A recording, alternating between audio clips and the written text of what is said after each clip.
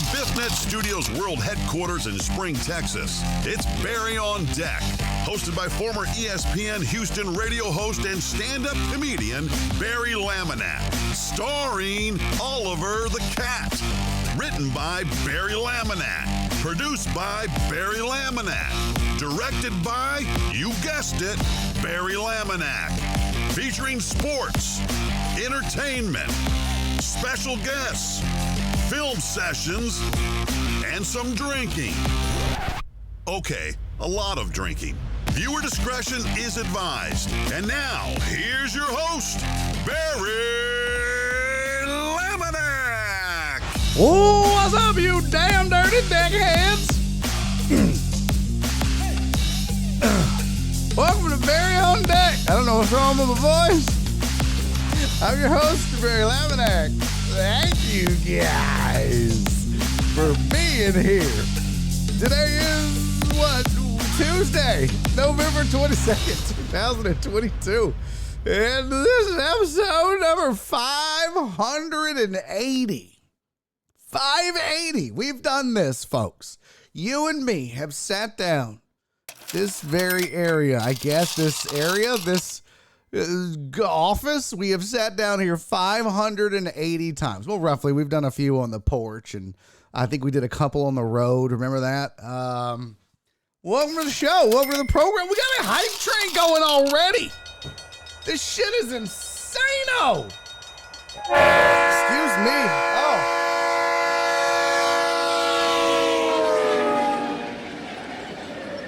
Okay, I was a little excessive there. There we go. Now it looks like I have a do-rag on my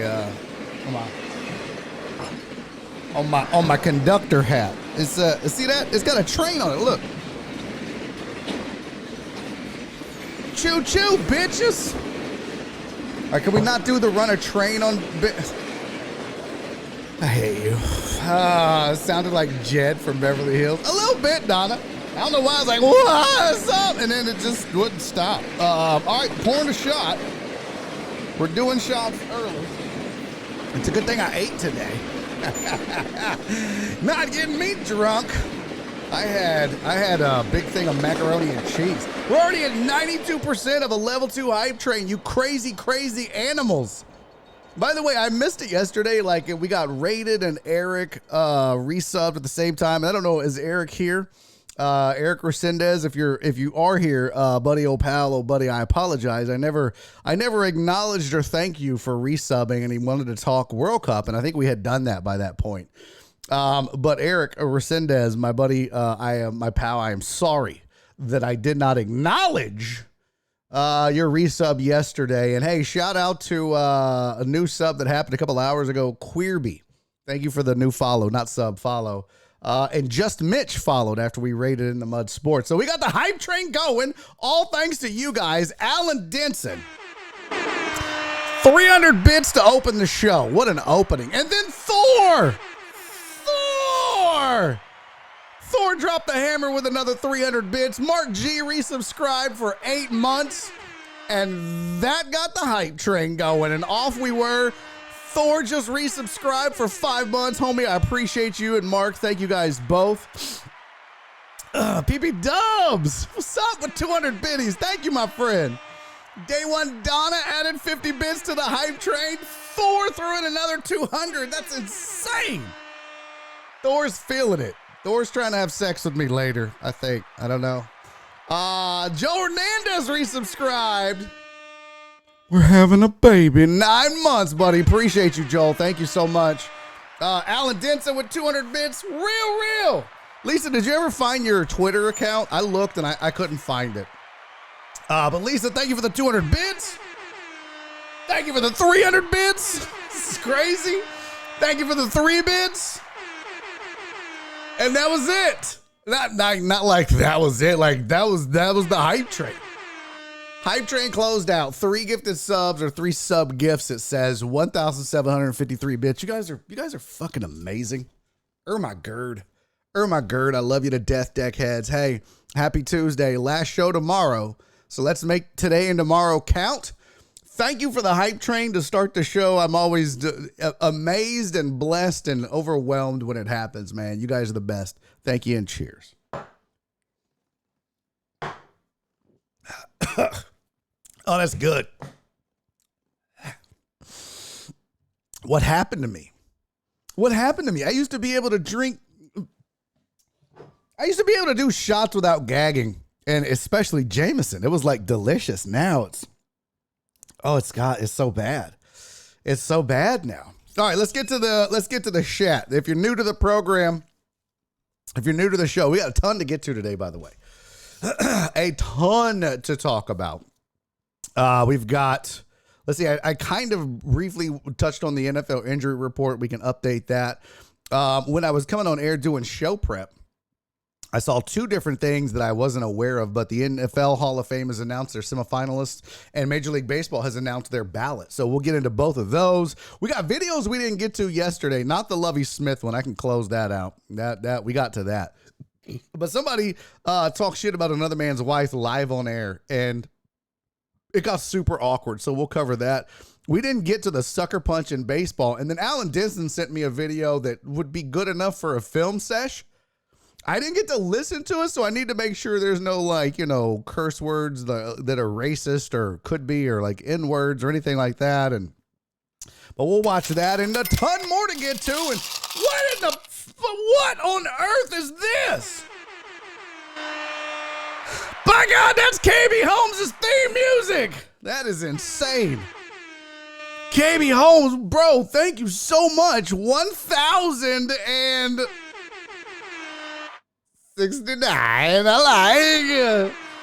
Yo, that's insane, man. Thank you so much for that, KB Holmes. Much appreciated. Holy shit. That's amazeballs. All right, let's get to the chat.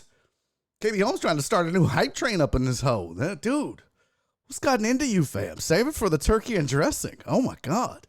Thank you, though. I appreciate that. Very kind of you. Okay. Let's get to the chat. If you're new to the program, the 1,069 threw me off. That is crazy. But let's do this. So I always say hello to the chat. That's what we call chat. Shout out to the chat. It's not the past tense of shit. It's just saying hello to the people that make this show possible, and it's you guys. So let's do it. And Alan Denson was first, along with Chris Reyes. They were the first two I saw early. Alan even had a little smart mouthy thing. He's like, well, look at this. Someone's starting at 2:03. Yeah, that's 2 days in a row we've done that, Alan. Yeah. But I see Donna, my sweet, sweet Donna's in the chat. Hello, Donna. I hope you have a great Thanksgiving, and I hope the fam is all good and well, sweetie. AJ Bryant, AJB, I should say. Aaron J. Bryant, Super Falcon fan, is in the building. Christopher Reyes, what's up, pimp? Thor showed up early, and I love it. Alan Denson, as I mentioned. Alex Villanueva is here. By the way, he had the message of the week on Discord. Pretty hilarious. Alex said first to be third. That's not a thing. Shock, what up, pimp? Ladies and gentlemen, Mike Lewa Shock in the building. Blessed to have Shock in the building. John Dory is here. Did I see John Dory? Yes, I did. What's up, John Dory? Good to see you, my friend. Thank you for showing up. And I got Thor, and who else? Oh, I think I missed one that rolled off the, nope, didn't. Who else? Mark G, what's up, dog? Thank you, Mark G, for being here. I mentioned Thor. Thank you to PP Dubs. What's up, Dave? Who else? Let's see, page 3. It's like back pages. Real. What's up, girl? I'm seriously though. Did you get your Twitter? I can go through, if you follow me, if you tell me which account you follow, whether it's my Barry is Funny or Barry on Deck or both, I can just go through there. But I kind of did a search, and I don't know if I searched for the right thing or not. I looked for I don't know if it was of the real or the real, or I don't remember what it was, but I didn't see it. But if you let me know, I can just do like a manual 1-by-1 search. I'll find it, girl. Barry might come in showing nip. that was close. We were very close. Who else was in early? Uriel Villanueva. What up, homie? Good to see you. Thank you for being here. Joe Hernandez showed up. Thank you. Nightbot, you raggedy bitch. CC, I love you, boo-boo. She is lurking because she's driving. Be careful. Please be careful. Yes, Shock said, oh, scruffy. Yep, I got 1 week left and I can get rid of this raggedy shit. So close. I'm so ready. Oh my God, it's so hot in here. It was the shot. I think the shot made me hot. Let's see. What else? Who else did I miss? McLovin, what's up, homie? Good to see McLovin in the chat. Hello, Total Dallas. How are you, my friend? Hello, hello. Who else? Christopher Mina. I miss shots. I mean, it just depends on the shot, right? I hope you had a happy birthday, Christopher Mina. By the way, the reason that we didn't do the birthday shout out, so you have to be an active member of Patreon. That's who we do the birthday shout outs for. And I asked Jen, I was like, hey, did we miss Mina's? And she said, well, he wasn't, I think it got canceled or he canceled it in October. So it didn't show up as active in her notes. So that's why. We still love you. I still hope you had a great birthday, but that's why we didn't have the slide and the song and the parade. That's a Patreon thing. So, who else? Mark G, Fidel, what's up, man? 2 days in a row, Fidel. Oh my God, Fidel. I can't believe it. That's crazy, bro. Stephen Luther is here. Who else? KB Holmes, what's up? That was a hell of an entrance too. My G's. I haven't heard about that. What's up, Rudy Rouse? Sanitize, wash hands, social distance, back the fuck up. And let's see, who else? Terrence, what's up, homie? Good to see Terrence Christian's in. Are you going to talk the CFB College Football Playoff? Yes, we are, Christian. Welcome to the show. Welcome to the program. We are going to, in fact, talk about that because we're going to discuss what happens now that Tennessee lost. So we're going to get into all of that, break it down, and we'll see what happens. We'll see what we come up with as a chat and kind of what my opinions are, what your opinions are. But yes, we are going to discuss college football today amongst a plethora of other things. In fact, I meant to get to it yesterday. We just didn't have a chance. So you're on the right show for sure, because we're definitely going to get into that today. We might do it early. Maybe that'll be the first thing we do after our sports headline. So hang out for that. Who else is here? Perry, what's up, homie? Good to see you. I appreciate you lurking. Thank you. Who else? SVG is here. What's up, man? Real said, yes, I had the wrong email. Oh, good. Okay. Memesters. What's up, Mimi? Thank you for being here. I'm a Horned Frogs fan. We play Iowa State this weekend. Well, I mean, that's good. You got that dub. I'm not worried about TCU and Iowa State. Now, if they shit the bed, a lot of people will be like, see, I knew it. But I'm not worried about that.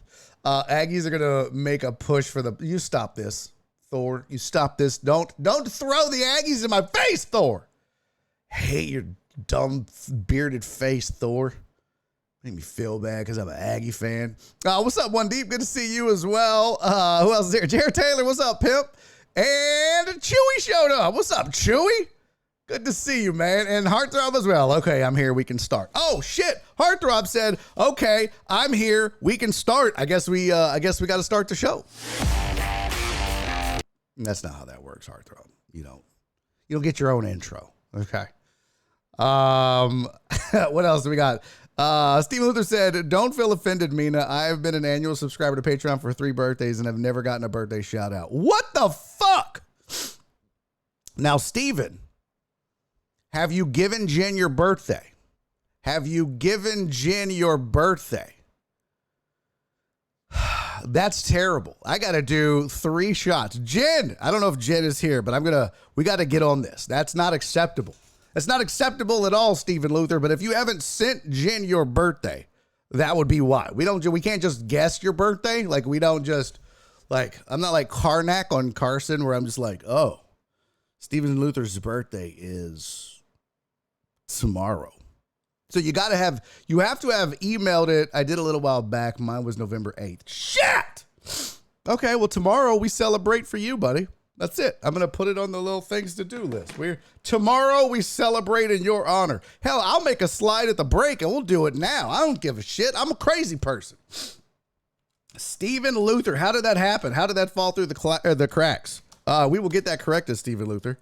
My guess is just Jen doesn't have it on the spreadsheet, and she's got a lot to keep up with. So we always feel bad when we miss one. Trust me, it's never intentional. I promise you that. But I'll make the slide at the break. I don't give a shit. We're doing it today, as a matter of fact. Happy Cranberry Relish Day. Jesus, that sounds gross. That's awful. Yeah, I must have had an old card on file. Let's see what's happening. Just hey, what's up, Chewy? What's up? Just watching at home. Just watching a homegirl X-Ray girl's Twitch stream, but she had to watch something else. What is she? A gamer? I don't know who X-Ray is. Sounds like she does hot tubs. I don't know. I could be wrong. Let's see. Friday is my kid's birthday. I have a 14-year-old in my hands. Somebody pray for me. Oh, Lord Jesus. Good luck with that. Good luck with that. All right, Total Dallas, what's up? I think we got everybody. Let's go. Let's get started. Let's get to it. Let's get to our sports headlines of the day.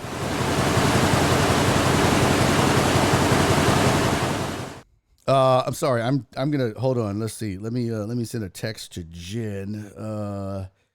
Hey, we've missed Stephen Luther's birthday 3 years in a row. Apparently, it's November 8th. Can we put that in the spreadsheet?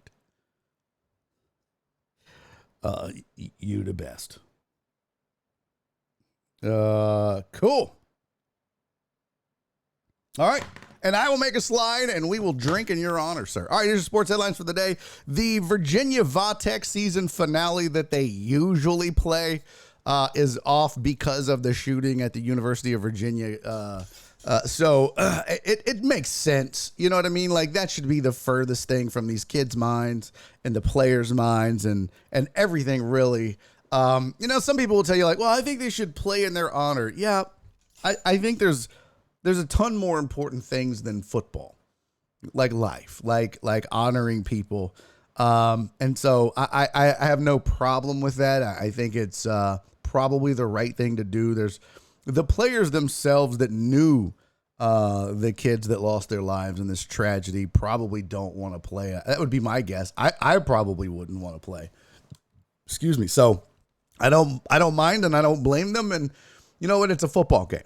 At the end of the day, life and people are way more important. So good for Virginia, and also good for Vautech, because look, the ramifications of it is it costs both schools some money by not having the game. But again, that's not what's important. What's up, Keith Sager? Good to see you, buddy. Thanks for popping in, man. Good to see you, my friend. What is this? Doesn't feel right to play. Yeah, I would agree with that. In terms of gaming, she's playing Dying Light. I have no idea what that is. It's complicated. Yeah, it sounds boring. It sounds like a soap opera. All right, so the NCAA has given Las Vegas its first Final Four, and that'll go down in 2028. I mean, a lot of people like the NCAA, the NFL, the NBA, Major League Baseball, they've all been kind of weary of Vegas because of the gambling ramifications. But once the NFL put a team there, NBA has I think they had an all-star game there. They're gung-ho about it. You saw Vegas get a hockey team, which kind of opened the doors probably more than anything. So it was a matter of time, and I don't see why not. I think it'll be interesting to see what attendance is like. My guess is it'll be just as good as if it was anywhere else. Maybe better, if that's possible. Because who amongst you that's not a March Madness fan or a basketball fan or a sports fan wouldn't love an excuse to go to Vegas to watch your alma mater play? Unless you're like, Rice or, I don't even know how many appearances Rice has had, but I mean, but for real though, if even if you don't have a team that's playing, hell, it's still got to be a great idea and a fun trip to go get some tickets, get your gamble on, and have a good time. So it makes a lot of sense. It makes it more of a destination than, say, going to it's in Kentucky at Rep Arena. Who gives a shit? I don't care. I don't want to go to Kentucky. I really don't need to see, a bunch of sadness. I feel like that's what Kentucky is. That's probably me speaking out of turn. I apologize to anybody here from Kentucky. But yeah, I like it. I like the idea, and I think they should do it more often. Put it in more fun cities, right? So there you go. EA Sports is going to launch college football, the return of the college football game in 2024. Let's all bow our heads. Dear Lord, thank you so much for the return of NCAA football. It was my favorite video game of all time. And shout out to Reggie McNeil and Jaworski Lane for winning back-to-back NCAA titles and allowing the recruiting process to run its course and recruit 5-star athletes for the rest of my time in the game. I don't know, I blacked out for a second. I can't wait. Like this was like my favorite video game of all time. I used to love the recruiting. I only hope, I've said this before, but I only hope that they don't put it on the Madden engine, because the Madden engine sucks balls. It does. It really does. Madden to me was never as fun, like graphically, it was never as smooth, it was never as good as the NCAA football game was graphics wise. Like I like the gameplay better. So hopefully they don't do that. I feel like they will because it's a cost cutting measure, but I hope they don't. I wanted it to be next summer. Oh, Christian, you wanted it 2023? Yeah, well, now you got to wait. But at least it's happening. That's the thing. At least it's happening. It'll be here before you know it. Lastly, Cristiano Ronaldo has left Man United by mutual agreement, and he doesn't apparently have to wait until whatever. What is it?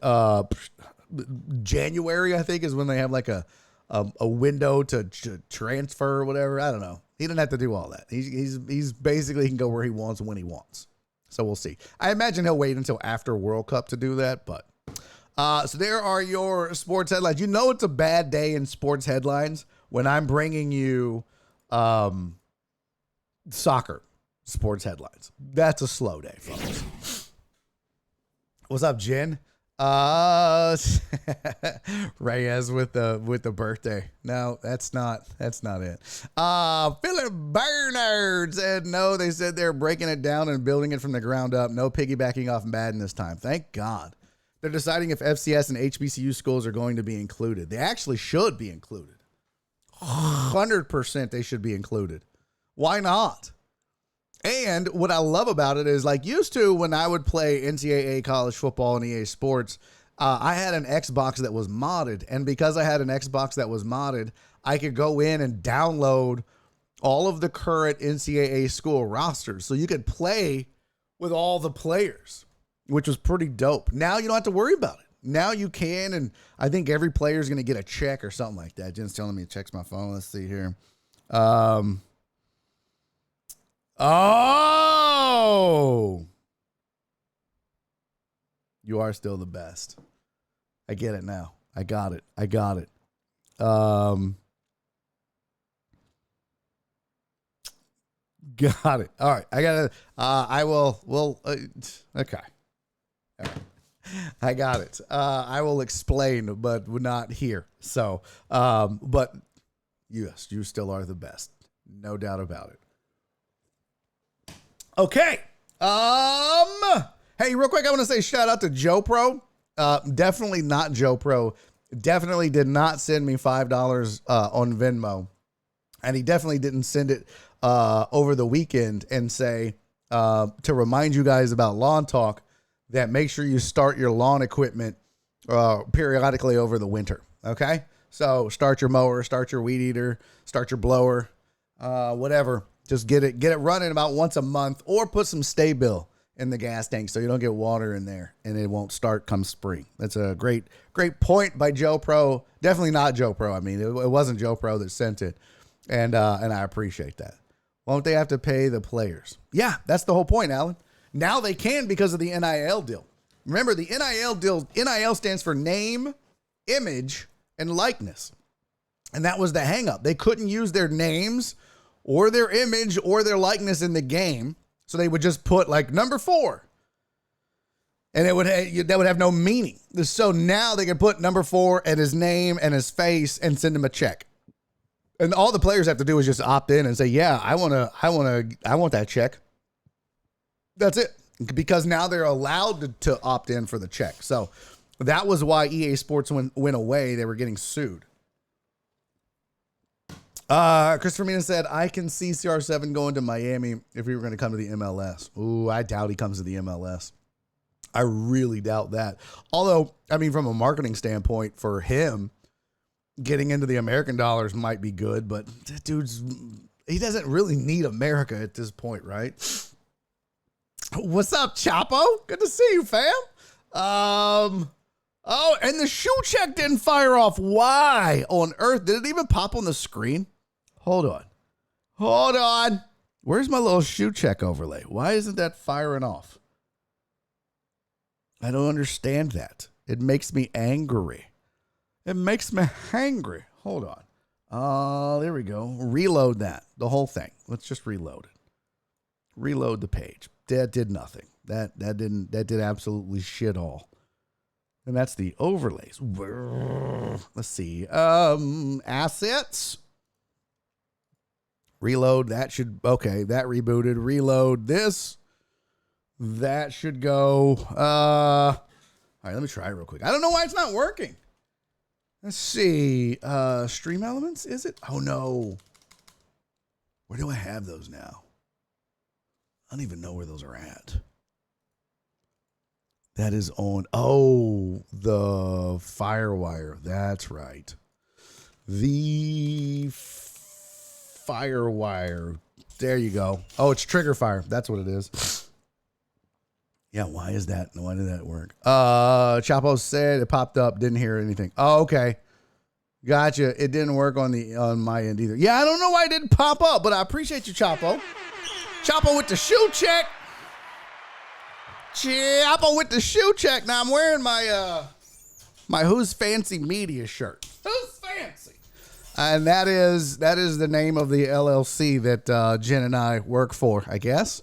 Work with. It's ours. And this is what runs the show and anything else we be doing down the road. So because of that, I went ahead and went with a pretty unique shoe in a way. You can only get these at J. Crew. You can only get these at J. Crew. And is it J. Crew? I think it's J. Crew.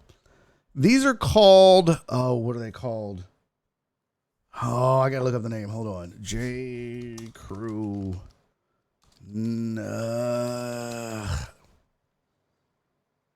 The Kill Shot. Yeah, these are.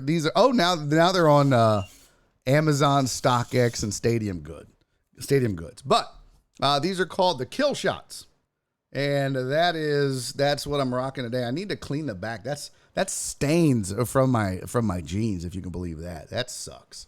Got to get that cleaned up. I wonder if I could do like a Mr. Clean to take that out, like those Mr. Clean eraser things. But yep, I went with, and they're comfy, man. They're kind of a cream, I guess they call it sail, with the navy, and it's not orange, but it's close. And I was just like, you know what? I saw it there. I haven't worn them in forever, so I'm rocking the Kill Shots today. And I had to get these. I had to wait because they only have them like every so often. So, God, I don't even know if they're still dropping them. Can you still go to J. Crew and get them? Let's see. Kill Shot 2s. Oh, they do have the Kill Shot 2s out. Let's see. Oh, we're sorry. It's so popular, it's sold out. Well, there you go. But I guess they came out with a second version of it. They're comfy, though. They're loud. They're like they got the old school, like, remember back in the day when you would see like in the early 80s, basketball shoes? That's what they look like, right? All basketball shoes had that same design. And that's what they have. So there's like super loud where you're like, I don't know. My cats are probably freaking out now. My wife made me a believer. Oh, really? Magic erasers are great for literally everything. Yeah, that's what I've heard. Oh, are these good for skateboarding? Is that tread good for skateboarding, I guess? Yep, like the SBs I used to skate. Yep. All right, let's see why Trigger Fire didn't work. It's on. Massive thank you to all our current. Okay, let's see. Shoe check.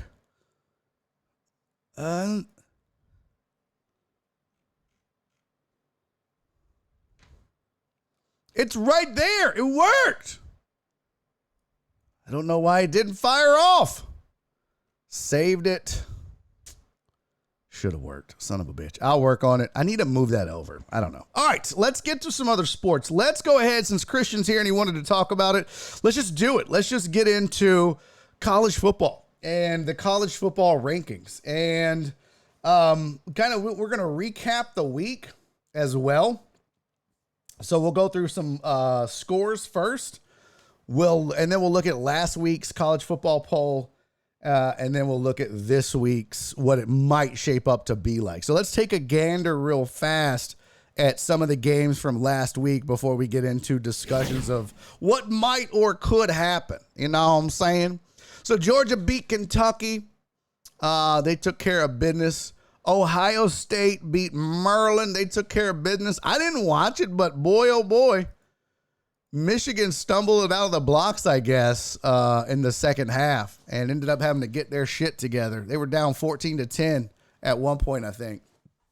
Well, at least they were down 14-13 going into the fourth, it looks like. So, but Michigan pulls it off and remains undefeated heading into that big tilt with Ohio State.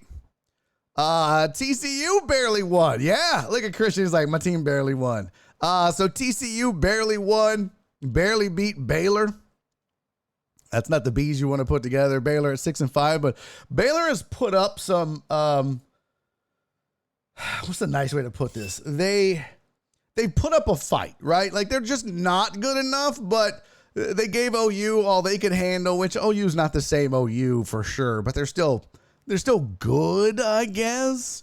They kind of rolled over against Kansas State, but put up a fight against TCU, put up a fight against OU, kind of put up a fight against Kansas, somewhat of a fight against Oak State. So, I mean, like, they're not that good.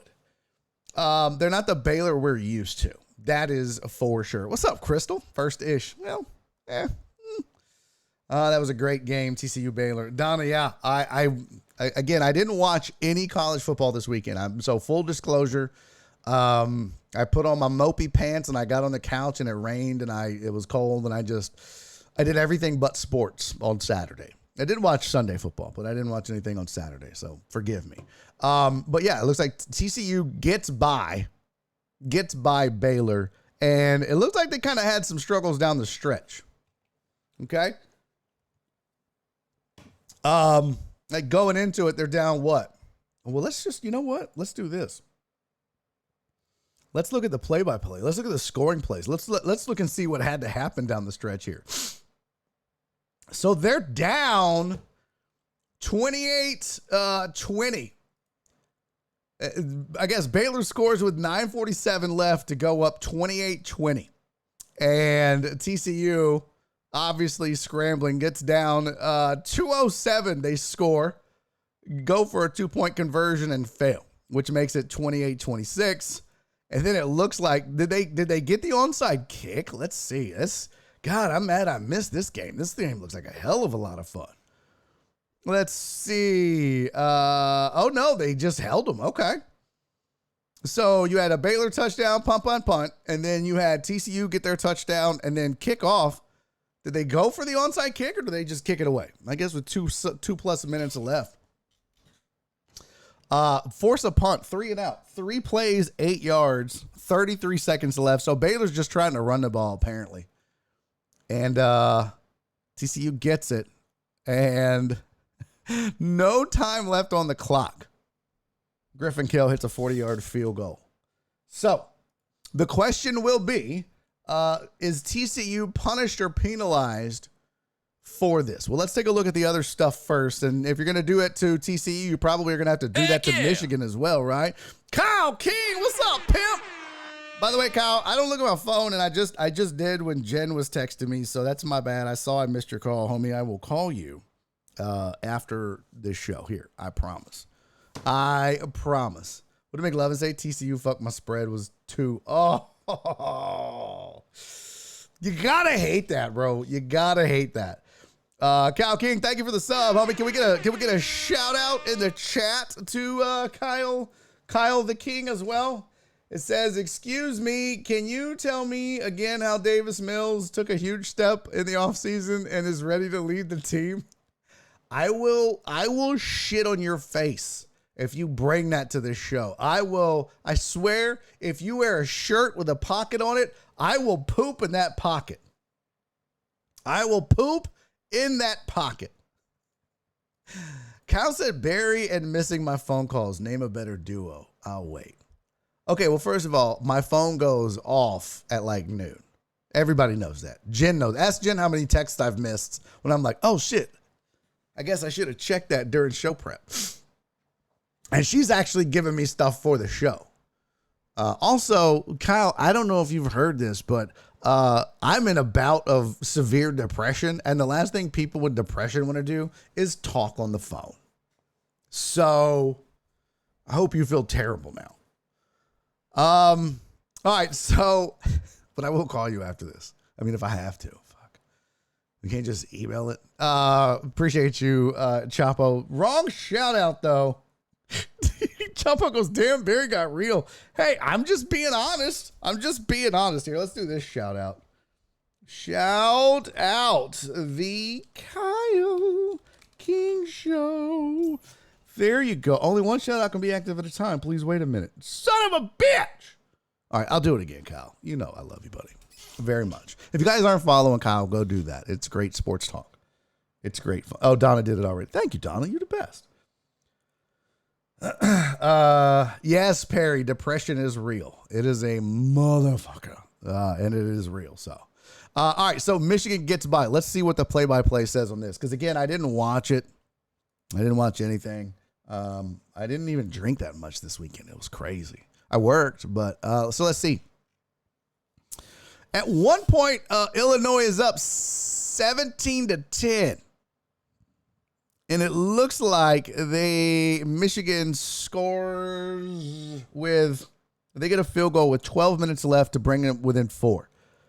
And then they hold them on downs, which, what are you doing, Illinois? I guess turnover on downs. Michigan gets another field goal to get down by 1 with 3:14 left. Okay. Excuse me. Had to sneeze. It's sports talk for the people. We got you. Is that your new thing now? Sports talk for the people? Let me guess, Kyle. Let me guess. You have this idea where you're going to take on the entire sports talk radio industry in Houston. That'll be funny next year, deckheads, when you see what I do. Yeah, where is it? Field goal. Oh, so Michigan gets a field goal with 9 seconds left. So don't feel bad, Christian. Don't feel bad, TCU. The number 3 team in the country had to do the same thing to pull one out of their ass. And Illinois is a little better than Baylor, though. I will give them credit for that. So, all right. So keep going on the scoreboard. Let's keep ripping and running here. And that's this week. We want last week, week 12. What's that? Yeah, thanks to Dallas. It's the wife that's going through it right now. Oh man. Yeah, that would be even worse. That would be even worse. I think that would be really difficult to watch your wife go through it. You know what I mean? That would be super difficult. It's tough enough going through it yourself, but watching watching Nora go through it is just, that would be a super helpless feeling. So Nora does. I don't even think she's aware. I just don't bring it up. I don't talk about it with her. Tennessee lost to Carolina. They got their ass whooped, by the way. Although they did, big injury.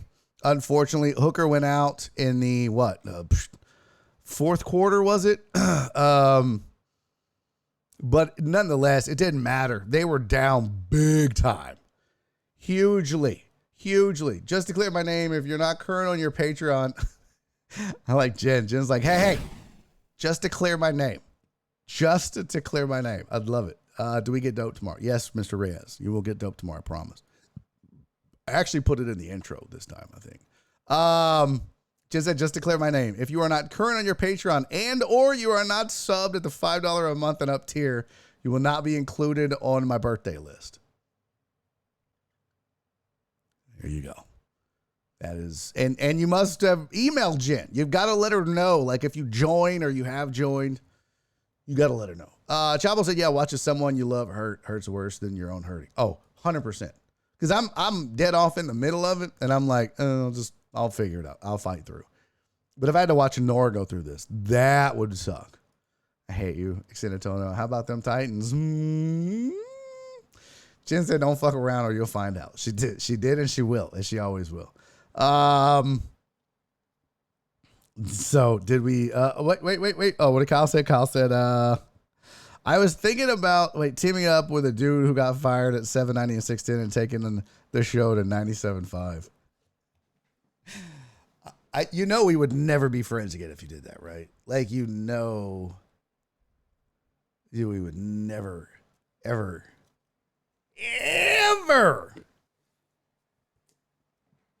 Hey, do you, boo-boo. Whatever you need to do, you do it, okay? I support you no matter what, Kyle. However you need to do it, man, you do it. All right, real quick, let's get back to this because we need to talk playoffs. So, playoffs. Here's the score. The rest of the scoreboard. LSU wins. Beat up on UAB 41-10. USC beat UCLA in a dandy of a game, apparently, according to several people, not including myself, that watched it. 48-45. USC gets the dub. Lincoln Riley rolling. Bama beat Austin P. I used to say Austin Peavy. I don't know why, but that's Austin P. They beat them 34-0. That's not a good showing for Bama in that game either. Clemson 40-10. Utah falls to Oregon. Number 10 Utah falls to number 12 Oregon. Penn State beat Rutgers. Jared Taylor. Homie, thank you for the 300 bits, my friend. I appreciate you very much. You're a gentleman and a scholar, and I love you, sir. Amos said, hey, stop trying to make Barry sad. Let's get it together, folks. Right? Oh, did I say it out loud? Oh, shit. Did I say I was friends with Kyle out loud? Heck yeah. I totally didn't mean to do that. I apologize. Thor with the gifted sub to Chapo. Let's go. Thor, thank you, buddy. Chapo, look at you. Now you get to use all the emotes. I wish there was more than just emotes for subs. We got to come up with something. I don't know. Like maybe we'll put new hand dryers in the bathroom. I don't know. All right. So the rest of the scoreboard, and then we're going to get to this. So let's go here. Oregon beats Utah. Penn State beat Rutgers. And that's a big one too. I mean, this is the Pac-12 beating up on itself essentially, right? The Pac-12, excuse me. Georgia Tech beat North Carolina, who's just doing the damnedest that they can do to not be in there. Arkansas beat Ole Miss 42-27. That's an ass whooping. K-State beat West Virginia. Washington beat Colorado. That was a butt whooping. Notre Dame beat Boston College. Too little, too late. Golden Domers. Florida State beat Louisiana, which that was good to start. If you're LSU, you need Florida State to keep winning. You know what I mean? Because look, LSU wins again. They beat UAB 41-10. They're number 6 right now. They're probably going to move up to being the next team on the outside looking in with a Tennessee loss, unless the USC leapfrogs them. USC has a big win over UCLA this week, so maybe the committee values that more than LSU beating UAB. But every time Florida State wins and moves up just a little bit in the committee's eyes, that gives a little more credence to LSU. So good for them. Navy beat USCF, Oak State dropped a big one to Oklahoma and what is that, Bedlam? Isn't that what it's called, Philip Barnard? Bedlam? Oregon State beat Arizona State. Louisville beat North Carolina State, and Cincinnati beat Temple. So there you go. There's your top 25 games. And I don't want to brag, but my Aggies, I don't even know what they did. I'll be honest with you. I don't give a shit anymore. I don't. Let's go to SEC and see what they did. Oh, they beat UMass in the Who Really Gives a Shit Bowl. It's about time the Aggies won a game. Jesus. They're awful. They're so bad. 4-7. You got to be shitting me. Heartthrob said he was in Norman for that ass beating. Yeah, that's not good. Look at this Aggie. Jesus. They're so sad. So sad. I haven't even paid attention to this team. Really, I haven't. I haven't watched an Aggie football game since, let's look at the schedule. I haven't watched an Aggie football game since Bama. Bama was the last game I watched. I was just like, okay, I'm done. I'm done for the season. They're done for the season. I'm done for the season. Look at how many L's they took in a row against mediocre. I don't give a shit if they're in the SEC. That is mediocre football at best. That's just awful. Jesus. We got a recruiting class. I'd never want to hear that again. I never, ever, as a lifelong Aggie fan, I never want to hear again about how good the recruiting class is. I don't give a shit. Unless it translates on the field, keep your recruiting class. You know what the recruiting class ranking is? That's parsley on the meal. That's what that is. You could make a shit pie. You could take poop and mud and rocks and put it in a bowl and mix it together and bake it. And then that's called the Texas A&M Aggies. And then you put parsley on top, and that's called a good recruiting class. I don't give a shit about your recruiting class. How does it translate? That's what matters. I'm sorry, I blacked out for a second. What happened? You missed the packed stadium the Aggies had against UMass. I couldn't give a shit how many people showed up to Kyle Field. It's the 12th man. Who gives a shit? They're awful. Skiggity Big said every time the Aggies, what's up, Skiggity? Every time the Aggies lose, the Angels get an angel gets its wings. Yeah. Every time the Aggies lose, they take it out on sheep. All right, this is what I've resorted to. Making sheep sex jokes against the school that I've rooted for my whole life.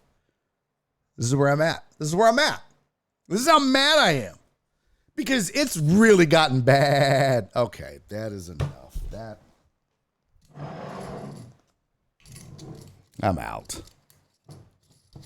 All right, so let's talk. I think the Texans game had more fans. Really? Oof. That ain't saying much either. It's a poo-poo platter. Yeah, it really is. It's a great way to describe the A&M season. I just want to know, Cilio said, I just want to know when the standard for Aggie became competing for a national title. They've never been a great program for as long as I've been watching football. It doesn't matter. You've got to put it out there. You know what I'm saying? Cilio, you've got to, you can't be competing for a national title if you don't have competing for a national title brain. You know what I'm saying? Like, you got to be like, we're just happy to be here and compete for a national title. You got to see it. Listen, man, Jimbo Fisher and the Texas Aggies, they don't have the biggest scoreboard in football, but they do have the biggest dream board. They've got a wish board, a dream board, and they put things on there. They do. And it's not a scoreboard in the stadium. It's just a dream board. And then they'll pin stuff up there like #1 recruiting class or most fans swaying back and forth or a hot chick to kiss after touchdowns. I don't know. New set of overalls. National title. They get none of that. It's sad. This is a team that I'll tell you honestly, the reason why they think they can compete for a national title is because they make the money that the rest of the schools that are competing for national titles do. That's the God's honest truth. And it's a great question. When did the Aggies begin competing for national titles? They never have. But they make the money that the other schools do, so they assume that they will. They think that they will. They feel like they should be in the conversation. But the fact of the matter is, if you're not actually doing it on the field, it doesn't matter who you recruit. It doesn't matter how nice your stadium is. It doesn't matter how big it is or how loud it is. None of that matters if you're not putting up W's and winning big games when it matters. And that program, the Texas A&M, the Fighting Texas Aggie football team, has never done it. Never. So, Cal said that's false.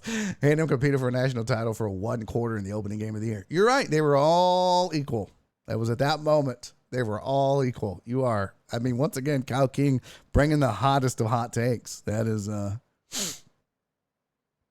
why do farmers fuck sheep at the edge of the cliff? Because the sheep push back. I'm going to try that. Give them 2 years like the Texans. No. That's the difference, right? To me, that's the difference between the Texans and the Aggies. Which, by the way, why do I have to be fans of the shittiest football teams on the planet year in and year out? I grew up an Oilers fan. We covered that yesterday when my mom was on the show. So, yay. Got to grow up rooting for that shithole of an organization. Sorry, Titan Hugo. And then I get to switch from the Oilers to the Texans. Meanwhile, my whole life, I've been rooting for the Aggies. Thanks, Dad. Sometimes I just want to just become a free agent. Just say, screw it. Screw this allegiance. Why am I so loyal to these shithole teams? Like, why? Why am I so loyal? And I don't want to be like the band. Like, you're a fan. You got to stick it out thick and thin. I mean, it's a good thing I don't send any money to A&M. And I don't spend any money on the Texans. And Rudy Rod's right. At least we have the Astros. And you know what? I don't even give a shit. The Rockets were so good for so long. I'm fading this rebuild. I don't care. Oh, shit. It's fine with me. Rebuild, Rockets. Do what you got to do, boo-boo. I'll wait. It's fine. You go take care of yourself. But this other shit, like, you ain't never done nothing, Aggie. You ain't never done nothing, Texan. Stop acting like fans owe you loyalty. You ain't done shit. Especially Aggie fan, right? Like, that's what's amazing to me is the Texas Aggies feel like that I guess they're owed a certain amount of loyalty. Like, bitch, I paid you, okay? That's the crazy thing. People send money to that school for them to suck that much on a yearly basis. There's no fucking way. There's no way. I would be livid. I'd be like, send me all my money back. Send me my money back. Give me my money back. If this is the kind of shit you're going to do year in and year out, just give me my money back. I'll send it somewhere else. I'll send it to Tech. I'll send that sumbitch I'll send it to TCU for Christian and his peeps. I mean, my God, let's think about that. Baylor, TCU. These are teams that have had pretty much better overall runs and better overall seasons in the last 2 decades than the Aggies have. And they don't make nearly as much money. They don't get nearly as much money. That's just maddening to me. Maddening. As long as you don't have a problem with finger placement, you can come over to LSU.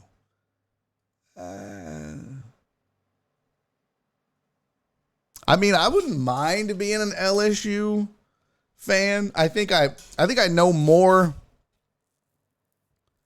LSU Tigers fans than anybody. I mean, I know a lot of the 3 schools that I know a lot of fans of. A&M, UT, and LSU. That's the 3 predominant in my life, right? Friends, family, acquaintances, whatever. And I'm like, I couldn't leave being an A&M fan and go be a Texas fan. It has been ingrained in me to not like UT. That would be like me becoming a tried and true, dyed in the wool Steelers fan or Cowboys fan. I just grew up not liking those teams as an Oilers fan. And so it's not that I don't begrudge Dallas fans. I'm not a fucking child. I'm not gonna sit there and shit on Cowboy fans like I did when I was 10. I don't give a fuck. I'm 48. You root for who you want to root for. I just can't do that anymore. And you guys know, you watch the show, I pick the Cowboys all the time. I mean, last year I was getting dogged for liking the Cowboys. Early in the season, I got dogged for liking the Cowboys. But I just try to be objective. But as far as fandom goes, I could never switch. I could never switch. But I could become an LSU Tigers fan. I totally could do that. 100%. CC said, agree. Sending my kid to Bama was the best investment I made for my sports life. Girl, you're so lucky. You're so lucky. Was it between like A&M and Bama? If so, you made the right choice. 100%. I'm not a Cowboy potch. Shut your whore mouth. I'll never be a Cowboys fan. Never. Ever. I mean, I was a Chiefs fan for a while. That was the good life. I didn't think that they would ever fire Bill O'Brien, and so I had to come back. But it was nice. It was nice for a while. Okay, let's get into what we think. Let's get into what we think as far as college football. the playoffs now. We gotta discuss college football playoffs. Let's get to the rankings. This was last week. Now, this is the AP Top 25 as of this week. So this is currently. This is what the AP poll, the pollsters think. Excuse me. This is what the AP poll thinks. They moved USC up. That's the big one. So the top 4 stayed the same. Georgia, Ohio State, Michigan, and TCU. Even with Michigan and TCU getting squeakers, right? Ohio State got a first place vote. I don't even know if they got one of those last week. Let's see, week 12. Did they get any? They got one. So there's one Ohio State asshole that keeps sending in a vote. I was like, okay, dick face, we get it. You're loyal to Ohio State, but how about you vote with your head and not with your heart? It's ridiculous. Everybody knows Georgia is the best team in football right now. This is like the one guy that didn't vote for Julio Rodriguez for Rookie of the Year. Like, you fucking moron. This is the same dude that didn't vote for Jeter to make it into the Hall of Fame. Like, oh, what do you just like sit at home and high five yourself for going against the grain? Hey, Martha, I really showed them. Yeah, look at that. 62-1. That's me. Ha ha. Holy shit. Yo, my dude, my guy with the big old raid. Look at them big old raid titties coming in. Yo, Forensic Tilts from way downtown. What's up, homie? Hey, welcome into all the Raiders coming in via Forensic Tilts. Welcome to the show. Welcome to the program, everybody. My name is Barry Laminack. This is Barry on Deck. Thank you all for the follows. I don't know how to say that. X-Pix. Okay, these names are super hard. Can I buy a vowel for some of these names? I can't see the, Quill and Secu and Zoistis. I don't know what that, I don't even know what the hell that is. That sounds like a venereal disease. Mad Tree, that one was easy. Mad Tree was easy. Thank you, Mad Tree, for having an easy name. Benny Gaming, that one was easy. Lane, thank you. D Wabbit, thank you for the follow, man. Appreciate you guys. Welcome in. Forensic Tilt is like, yeah, have fun saying their names, Barry. How do you do it? How do you do it, Forensic Tilts? Do you just call them bro? Is everybody just like, fella? Hey, what's up, guy? What's up, fella? Hey, thank you for the follow, fella.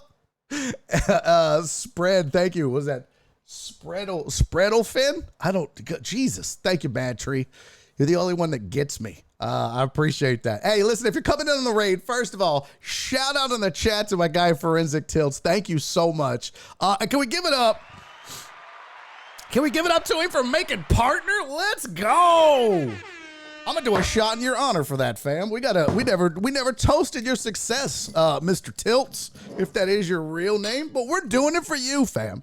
Let's do a shot in his honor. We drink a little bit on this show, ladies and gentlemen, a little bit.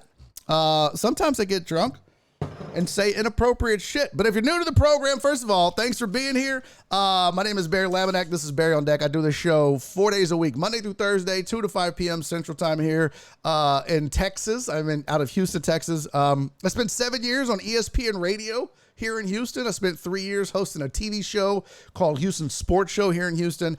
And I'm a nationally touring stand-up comedian, so when you're hanging out with me, we're just trying to talk sports and have some fun and talk shit and have a good time. And now that we got that out of the way, I got to toast my guy. Let's go. So shout out to Forensic Tilts. He applied for the partner program. We're in the Twitch Sports program together. And it was super dope because I saw him saying, man, I don't know if they're going to approve it. And then a couple of days later, let's go. They did, man. So congratulations, Forensic Tilts, man. Cheers to you. Congrats on being a partner. Boom. Let's go. Oh, that's so good. All right, now, Rudy, you asshole. It's a pretty good show. Hey, do me a favor. If you're coming in on the raid, hit refresh. If you hit refresh, Twitch won't count it if you don't.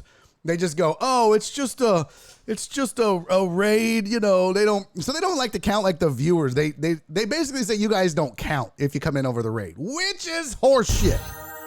So do me a solid and either hit refresh or somebody posted, I think, the link in the chat. If you hit that as well, because I'm trying to put on my big boy pants and be a partner like Forensic Tilt. So that'll help me out. If you click that link right there, it'll bring you right back to the show. Let's see. Man really had to start betting on sports live on his own. Yeah. It's crazy, for sure. And that was the thing. Like, I had told Forensic Tills, I was like, yo, you got to get on this Twitch thing. And then they actually reached out to me. They were like, hey, tell us a little bit about him. I was like, yo, it's a dope ass show. And he's holding it down and he does it completely different than anybody else. It's fire. It's exciting. He is 100. He's on 100 the entire show, which is what I love because I'm high energy too. So super dope, super happy for him. Very happy for him. And I appreciate you guys coming in. Thank you for the raid, homie. What we were doing, for those of you that are just joining, myself and the Deckheads, this is, we're called the Deckheads. And we were just going over what happened this weekend in college football because we want to break down what's going to happen tonight. Hey, Savage Rips, thanks for the sub, man. That's 2 months now. Let's go. Hey, Dear 30, thank you for the follow. Grill, thank you for the follow. Spread and Finn, thank you for the follow. And Matry, thank you for the refresh. I'm Kareem, thank you for the refresh, man. Appreciate you guys. So we were talking college football, and I know somebody asked, hey, do you do gambling? Believe it or not, and I don't do like what Forensic Tills does. I'm not that skilled. I'm not that good at it. But what I do have is I kind of put together my own formula for NFL betting. It's all I do is I'll do some NFL gambling. And what I did is I kind of put together my own spreadsheet. It's my own formula. It's kind of like, I would say proprietary, but this is what I do. So it's every NFL game every week. I call them the Laminator 5000. I don't know how it got that name, but it started when I was on the radio. And I think my co-host called it that. So it's been the Laminator 5000 ever since, but I do it every year. And now basically what I do is about week 4 or 5, once I have enough data, I start throwing numbers together based on formulas and come up with who I think will win and by how much. And I take a bunch of shit into account. And this is how we're doing through week 11. So we didn't start till week 6 and through week 11. If you just go by the formulas that the spreadsheet has, you'd be winning 53% of the time. If you take into account, like I do, injuries or whatever else is going on, plus the formulas, which is what I end up doing with my picks, I'm hitting about 60%. And this is every game. And then there's a formula that I put together for over-unders, and that's hitting at about 56.6%. The last thing that you'll see over here, which those are doing a little bit better, is called the variances. And I think I should explain that real fast. And if you get bored, just tell me and I'll shut the fuck up. But basically what I do is I try to figure out what I think the final score is going to be for each team. So like last night's game, I thought the final score was going to be 24-20. Jimmy G wasn't going to let that happen. But I thought the final score was going to be 24-20. Which I pretty much nailed Arizona's score, right? I predicted 20.6. They were at 20. So it could have been 21. It could have been 20. But I thought that San Fran would only put up 24. Now, it's kind of formulaic, like I said. But then what I do is I'll come up with what I think the final scores are and who I think should win and what my prediction is for a spread versus what Vegas says, right? So in my case, I thought the spread should have been about 3.5. For San Francisco, Arizona. Divisional game, neutral site, even though San Fran had a huge team. So just to break it down real quick, what this means is I thought it should have been, if it was at 3.5, that would be kind of a push or a break even. And because Vegas put it at 10, I call that the variance. So my predictions on scores versus what Vegas says, there was a big discrepancy there. And when I see those, that's the ones that I'll say, hey, those are the ones you want to pay attention to the most and bet on. And in this case, we had an 8.9 variance. So I thought that Baltimore, Carolina should have been probably about a 25-21-ish game. Maybe a little bit more, but formulaically, that's what it was. Vegas said that there was a 13-point difference, so that's 8.9. So the formula picks, and then I check the variances. And in this case, the Arizona one did not hit. The formula said take Arizona. That wasn't the play. But it said take Carolina. That was the play. And it said take Tennessee. That was the play. So that's what the variances are. And on those, we're actually doing pretty decent. The over-under variances are 65%, and against the spread variances are 52%. So that's my betting stuff. I do it usually the last day of the week, which is Thursdays. I'll update it, and we'll go through and look at like week 12, and we'll talk about it, and then we'll break it down, and then we go back over it again. So this is how we did this week. We went 5, 7, and 2. There was 2 pushes.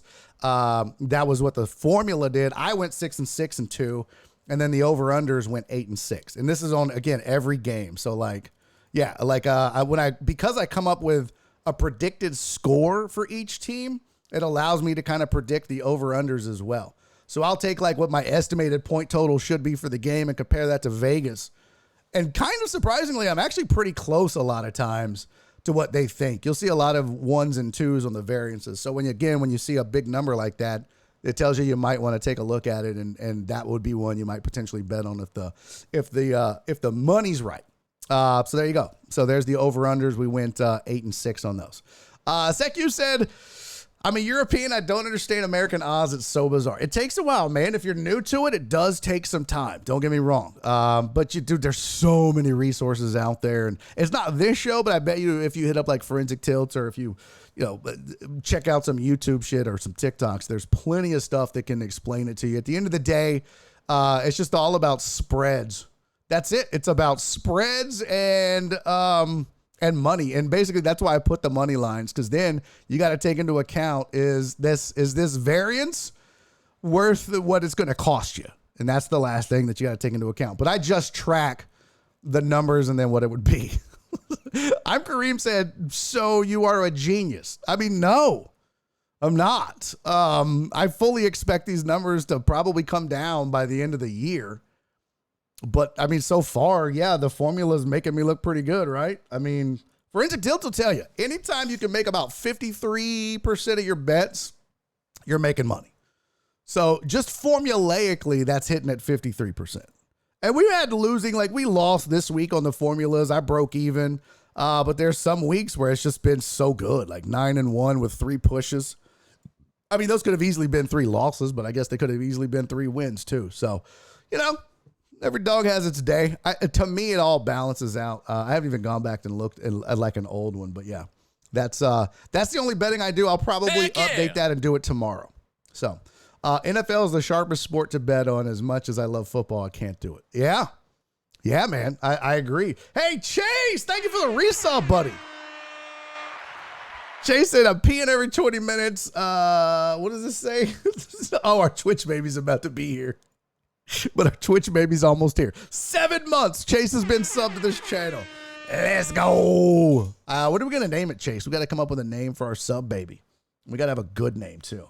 All right, so we were talking before you guys rated, and one more time, shout out to Forensic Tilts, but we were talking college football rankings for the week after we just went over the schedule. So the AP poll, let me see here. Let me pull up my, there we go. The AP poll had USC leapfrogging LSU.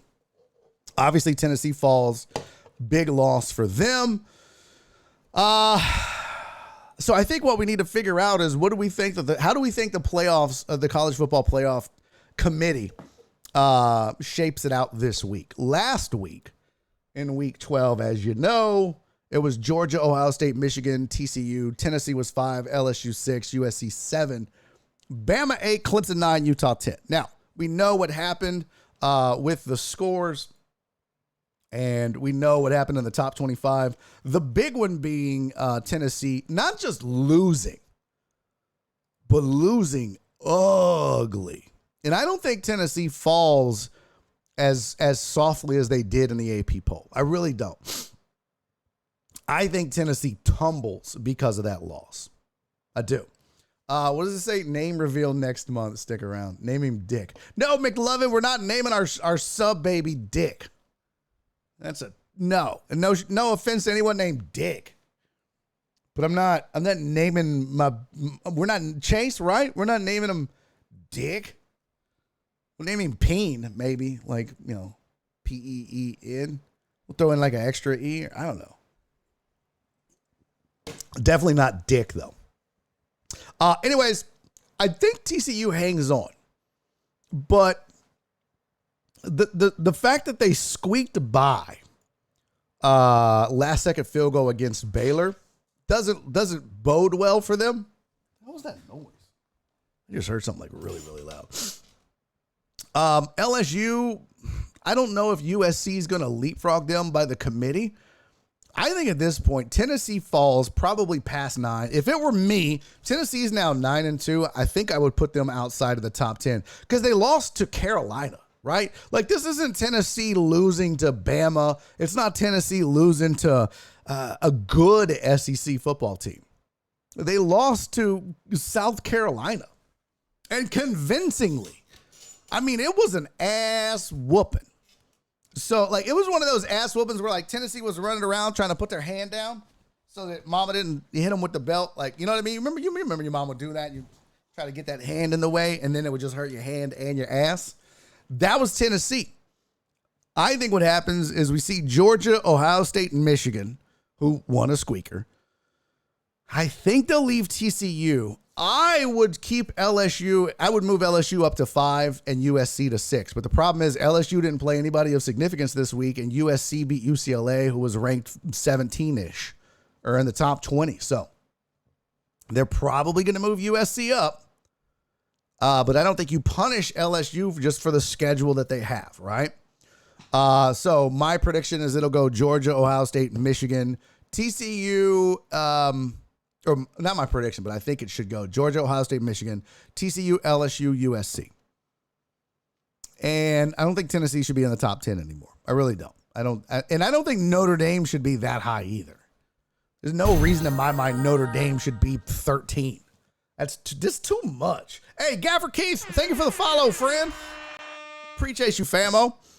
So what do you think, chat? What's your top 4? Post them in the chat. Who's your top 4? And it's really about, well, actually, you know what? I think we can all agree that the top 3. What I want to know is who's your 4, 5, 6? I mean, we're all in agreement. It's TCU, USC, LSU, right? It's it's alphabet soup. But what order do you have them in? Do you agree with me that it should be TCU, LSU, USC? Do you agree with the AP pollsters that say it's TCU, USC, LSU? Would you move USC up to 4 with that win over UCLA? How would you punish TCU for a squeaker against Baylor? Because if you punish TCU for that, don't you have to punish Michigan as well? You're going to move USC all the way up to 3? I don't think so. I don't think you can. I think you got to let it play out. And you're going to find out what TCU is in the Big 12 game, in the Big 12 title game. So there you go. Tennessee QB injury makes them fall more. I would agree with that as well, KB Holmes. I would agree with that. They're because he's done for the year, sadly. No, we're not naming the baby Richard. That's the same thing. No. They lost their starting QB halfway through the game too. Yeah, but if you didn't watch, which I didn't watch, but I was keeping up on like the updates. In that particular case, it definitely wasn't. That's not why they lost. They had already gotten their ass whooped by the time he got hurt. So, Wag says TCU, USC, LSU. USC above LSU. USC has lost though. Oh yeah, I mean they all have at least one loss, right? I mean TCU still undefeated, barely. USC has 1 loss. LSU has 2 losses. Best team or most deserving? What do you think? Just how would you rank them, KB Holmes? What would you do? Christian said Ohio State, then Georgia, then Michigan, then TCU. Okay, but give me your 4, 5, and 6. We know 1, 2, 3 is not going to change, right, Christian? Give me your 4, 5, and 6, and don't be giving me your TCU biased 4, 5, and 6. Do you honestly think TCU is the 4th best team in the country? To me, that's what this comes down to. Every time you're going to put this together, it comes down to, do you honestly and really believe that these teams, if you ranked TCU 4th, would they beat every team behind them? For example, if you had TCU play USC, who wins? If you had USC and LSU play, who wins? TCU and LSU plays, who wins? So I think you have to take that into account when you're determining this. And yeah, it's based off of who they play and how and all that. And I don't think you penalize TCU for winning close, right? I don't know that you could do that because, like I said, if you do, you got to do that to Michigan, and there's no way the committee's going to do that to Michigan. I think LSU should be 5.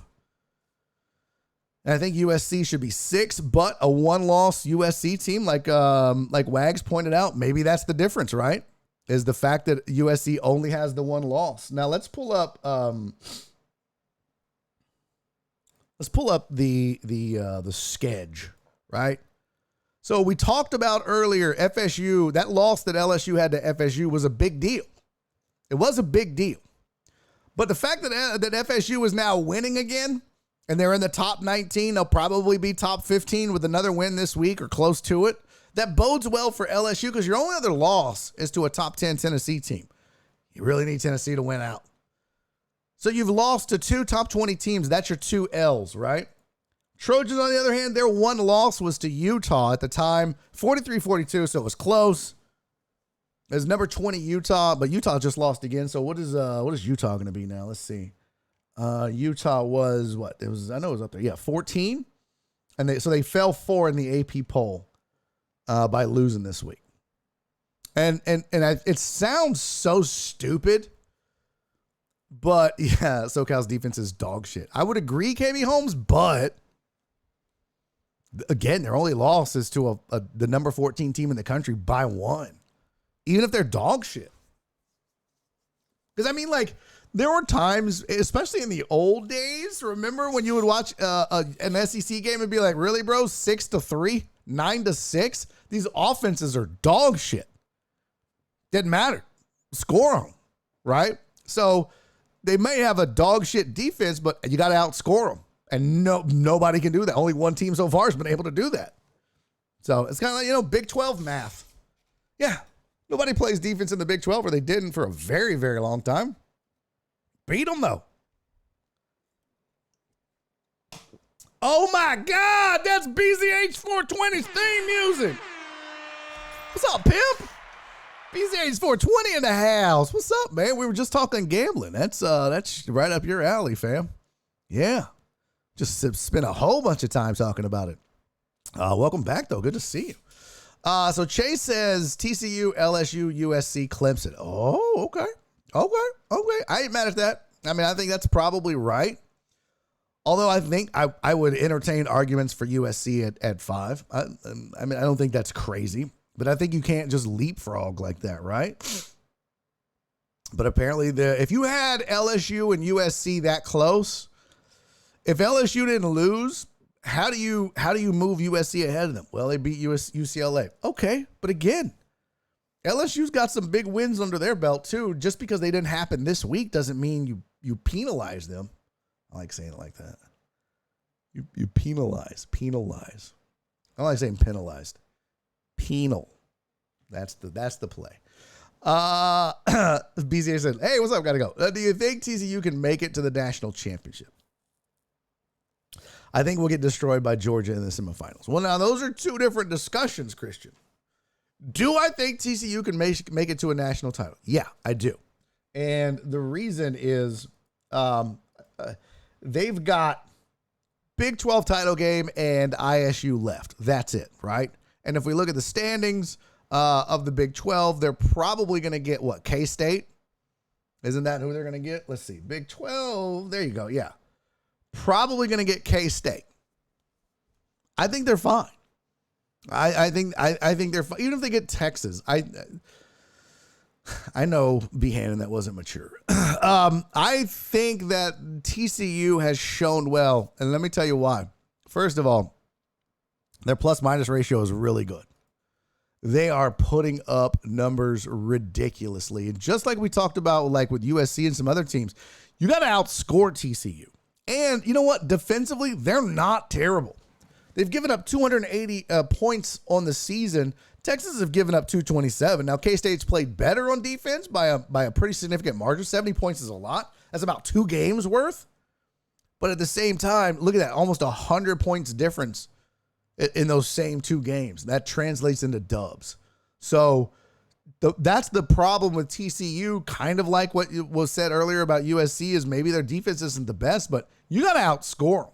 And that, my friends, is easier said than done. Very much easier said than done.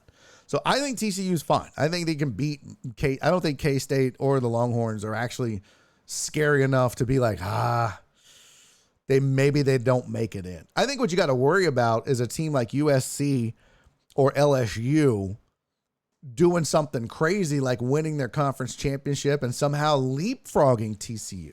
That would be the only thing I can think of, but you can't leapfrog them if they're undefeated and win their conference title, right?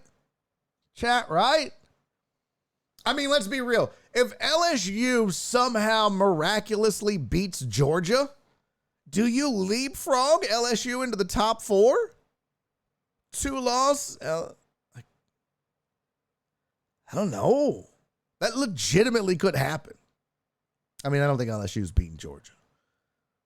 The stranger shit has happened, though. And then if we go look at the Pac-12, Oregon definitely could beat USC, but a win against the top 10 team in that Pac-12 title, same thing. That could be big. LSU beats Georgia. That's what I mean. I'm saying if. I don't think they will, but I'm saying if, Perry. If LSU beats Georgia, do they leapfrog? Probably. I guess. It's a big win. The crazy thing would be, though, go Tigers, but they ain't beating them. I know, we're talking hypotheticals. That's the beautiful thing about the college football playoff before it gets here. I'm saying if. Now, here's the thing. If LSU beats Georgia, now you've got 3 undefeated teams left. So really, you'd have to move TCU up, right? They remain undefeated if TCU beats K-State. Georgia just becomes what? A 4 seed? Well, luckily, though, and this is going to make things really interesting. Don't forget, Ohio State and Michigan have to play each other not in the Big Ten title. Excuse me, I had to sneeze. Not in the Big Ten title game. So what happens to them? Who do you like better? Do you like a one-loss USC? Or do you like a one-loss Ohio State or Michigan? Probably a one-loss Ohio State or Michigan, because their one loss would probably be to the eventual Big Ten title winner, who would be the other team. But, I mean, stranger shit has happened. That's the crazy thing about going into the committee and this time of year is it's like there's a ton of scenarios you could play and weigh out, right? LSU beats Georgia. TCU wins out. USC beats Oregon and wins out. So now you've got 1 undefeated TCU team and 1 defeated, one loss, either Ohio State or Michigan and maybe Georgia. I mean, it's not going to happen. Most likely, but it is very, very possible that we could be looking at only 2 undefeated teams left, and those not being Georgia and Ohio State. It is very possible that the last 2 undefeated teams, I mean, I say very, well, not with the Georgia one, but it's very possible that the last 2 undefeated teams in college football are Georgia and TCU. What? Isn't that wild? It's crazy to me. That's the beauty. That's what I love, though, about college football this time of year. You don't know. Shit can happen. I mean, Georgia could have a big, injury loss in that game against LSU. Anything could happen. And LSU has played really well. And the one thing I will say about them is this isn't Ed Ogeron. This isn't, what was his name? The dude that used to fucking chew on grass. Weirdo ass. Stop chewing on the grass. It's not shrooms, okay? What was that dude's name? Les Miles. This ain't Les Miles. This ain't Ed Ogeron. Could you imagine being in the locker room for a pep talk with Ed Ogeron? You're just a young, impressionable college football player, and you're at halftime, and you're like, Coach, we're down by 5. It's Georgia, man. I don't know if we can do it. Hey, listen back.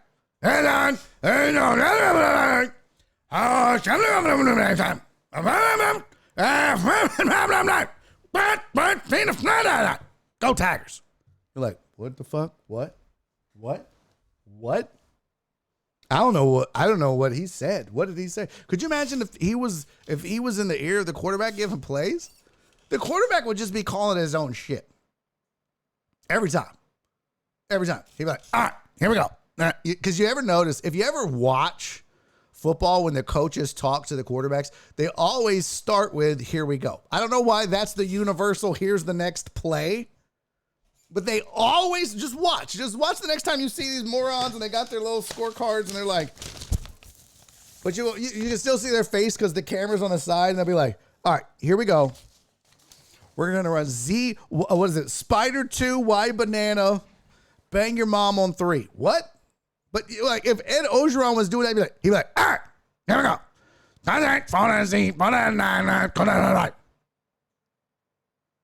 And you're like, I don't know what the play is. Everybody in the hell's like, what did he call? I don't fucking know. You've heard him talk. Frank. Just go deep, Frank. You run an out route. I don't know. You stay a pass block. I don't know, man. Just run a crossing route. I don't know. Shit. Sounds like I got the teacher from the Peanuts on crack in my head. I don't know. They're definitely not letting him call plays for sure. It's just, I don't know. That's just amazing to me. I definitely understand everything Ed says. Well, Amos, you and Wallace, that's it. Look at all my LSU, all my Louisiana people coming in the chat like, hey, we understand him. Okay, good. I'm glad you speak Ed Ogeronese. I don't. I sure as hell don't. That man, he talks in cursive. I mean, let's be real. That man talks in cursive. I don't know. Perry said, yeah, bro, get off Ed O. Look, now they're getting mad. Hey, Perry, this is going to be Perry's next chat. Look, right here. This is going to be Perry. He's going to be like, hey. He's going to be like, hey, don't you talk about Ed Ogeron like that. There you go. There's Perry's Ed Ogeron chat message. Hey, semicolon, forward slash. Like Ed Ogeron talks in characters. Like Ed Ogeron actually says semicolon. You just don't know it. That's just what a semicolon would sound like. Hey, semicolon, comma. He sucked as a coach, but he's still our boy. Oh, don't get me wrong, Wallace. Player. Ed was a player, right? Y'all remember the picture of him with that fine-ass chick, right? Ed O, college chick. And he's just like, yeah, look at these big-ass, meaty Popeye arms I got around this chick. Let's see. Ed O's sex scandal. But let's be real. And I'm not talking shit about anybody's wife, but if you saw Ed O and his wife, and then you saw Ed O and his not wife. Now, I'm not hating on Ed O. Like, look at him. Look, my dude. You know what? I'm going to tell you right now. Every dude that sees this picture knows what's up. But ladies, let me break this down for you. Right now, Ed O, one, is back there with just a monumental boner. Okay, he's trying to spoon and not let it happen, but it's there. It's there. Even old ass Ed O. But he's like, oh yeah, I'll take a selfie with you. I'm sorry. He's like, yeah, I'll take a selfie with you. And she's like, well, yeah, I just want to put it on my Instagram.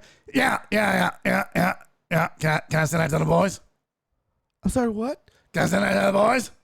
He's sending this to every player, every recruit. Hey, you can go play. You think Nick Saban's banging chicks like this? Nick Saban ain't out here banging nines and dimes. Bro, Nick Saban's banging the Aflac duck. Let's be real. But Ed O is using this as a recruiting tool. He's bragging. That smile on his face is like, that's right, boys. Daddy still got it. That's all that is. They're like, Ed, you're married. Not no more. And it was worth it. I'm telling you, that's Ed as a player, man, and a pimp. And he's definitely 1,000% he's using that as a recruiting tool. Don't at me, hoes. He is definitely using that. And by the way, I got to say real quick, Thank you to Port Marie, man. Thank you for the 1,000 bits, homie. I just needed to get that out, but I appreciate you, man. Thank you so much. You're the best, Port Marine. You sound like Timmy on South Park. Well, no, don't blame me, Hyson. That's Ed Ogeron. That's my Ed Ogeron. All right. Yeah, going out there. I wonder if that's his like sex voice too. Yeah, who put in that? Who did it? Say my name. Say my name. What's my name? You should advertise for hymns. Yeah, I wonder if that's like his sex. Could you imagine? If I was his wife, I'd leave him too. I'd be like, look, I can't keep having sex with you if you're going to talk. This is not okay, Ed. You are drying me up, bro. Nah, you want something Ed on dick? No. Eisen said, I'm not blaming you. You're just making me crack up. Oh, my bad, pimp. My bad. He was nothing if not passionate and loyal. Well, not to his wife. I hate to break it to you, Perry. Loyal is not a... Perry, did you not see what I just had on the screen? Did you not see what I just had on the screen? Is this is your definition of loyal? Hold on. This is your definition of loyal. Everybody, don't hang out with Perry. Perry's out here doing disloyal shit because he said that this man right here on your screen, that's loyal? That's not his wife, Perry. Wag said that's obviously his wife. No, that was after his divorce though. Well, no, I don't think so. I mean, I think he was still banging chicks. Maybe not this one. But I like how this is how Ed shows like sadness, right? Like, man, I'm so sad. I got the divorce. I got to go bang a dime. She's young enough to be his daughter, right?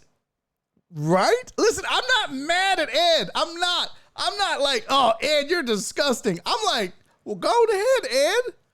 You the shit, bro. You do your thing, Ed, you big ass pimp, you. But you know his wife got paid too. I wish, you know what would be the best thing ever is like if there was a photo that came out of his wife, like just behind like some Brad Pitt looking motherfucker in bed, like that would be the absolute best. If there she's just like, oh, by the way, it was way bigger than you, Ed, and I could understand him. Yeah. What's up, Port Marine? Y'all. What is that? That's like old school Shawnee 1560 shit. Y'all, right? If I remember correctly. Philip said Ed's out here trying to be a world star highlight reel. Nice. Oh, Ed O telling them kids, I fight you naked. He probably would. And somebody said Ed has little hands. CC said Ed has tiny hands. I mean, he's a meaty dude. I feel like Ed, I feel like Ed O, like his nickname is Tuna Can maybe, right? Like that's a thick dude. Maybe he does have small hands, but you know, he's girthy, I guess. I don't know. That was Ole Miss clowning him. Who? Oh, gotcha. If you watched one episode of Swamp People, you would think Ed spoke the Queen's English. Amos from way downtown. Bang! That is hilarious. Amos out here kicking facts, man. Swamp people sound like they talk through mud. They're just that's Ed though, man. That's Ed. What's up, Chicken Chula? Homegirl out there taking it for the team. But she's the one that took the selfie. Look, you're not going to convince me that was Ed's idea. Hey, get out your little camera there. Let's take for the gram. No, the words for the gram have never come out of Ed O's unless he was like trying to bang a grandma. That's it. Unless he was like, you know, trying to get a recruit from like some little small town in the backwoods of Louisiana. And they're like, I mean, I'll play for you, coach, but my grandma's lonely. He's like, yeah, for the gram. And then he bangs somebody's grandma and like, all right, see you at practice. That's the only way. But there's no way Ed O is taking selfies on his own. That's not his idea. But he probably was like, oh, you gonna put this in your photo album? He didn't know this was going on the internet. He probably thought she was going to put this in a photo album and show some of her girlfriends. And they say, he's like, what the fuck is the internet? All over. All over what? I'm telling you, man, he has no idea. And he don't give a shit. Like, when they ran Ed O off, they ran him out of LSU on a rail. He didn't give a shit. He was a lame duck coach, and he was just like, I got paid, bitches. That's all that matters. Because didn't they ask him like one day before a game, or I don't remember. They asked him something about being a lame duck. And he's like, hey, that's worth $5 million. I'll be lame. Or something like that. I don't remember the exact quote. Let's see. Ed Orgeron. Even his name, Orgeron, it just sounds like, Orgeron sounds like him trying to say like orange juice. Hey, bring me a cup of Orgeron. I don't know. I don't even know how you spell Orgeron. Let's see. Not like that. Oh, there's an R in there. There's 2 R's. Orgeron. Okay. Well, so I want his quote. Ed Orgeron quote about lame duck coach. Tell the truth, Monday. I'm a lame duck coach is a two-sided. I don't see it now. Shit. That was the quote. Ed Orgeron. They said, Coach, you've got $17.1 million in your contract, and we're going to give it to you. This is when they were letting him go. This is true. They said, we got to let you go. And they said, you got $17.1 million left. We're going to give it to you. He said, I said, what time do you want me to leave? And what door do you want me to leave out of, brother? That is a man who's out here banging dimes and cashing checks. That man don't give a shit about anything anymore. Oh, it's just beautiful. Hold on. I gotta get this. I'm gonna download this so we can listen. I want to listen to this video together. Let's see, paste. Oh, and we have a film session we could do, by the way, too. And then we're gonna do a video about fucking around and finding out on TV.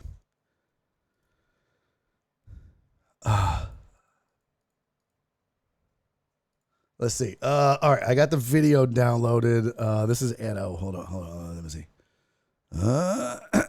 Excuse me. Sports. Drag that in there. Okay. Damn it. Here we go. This is Ed O. I'm so grateful of my time, fellas. That was my opportunity. Coaches got a shelf. Some coaches got 50 coaches have years. A shelf. Some coaches got 12. Not a shelf life. Good. A shelf. See? He don't I got to tell shit. you, we had a meeting. Said, Coach, things are not going well. No shit. Ray Charles can see that, brother. He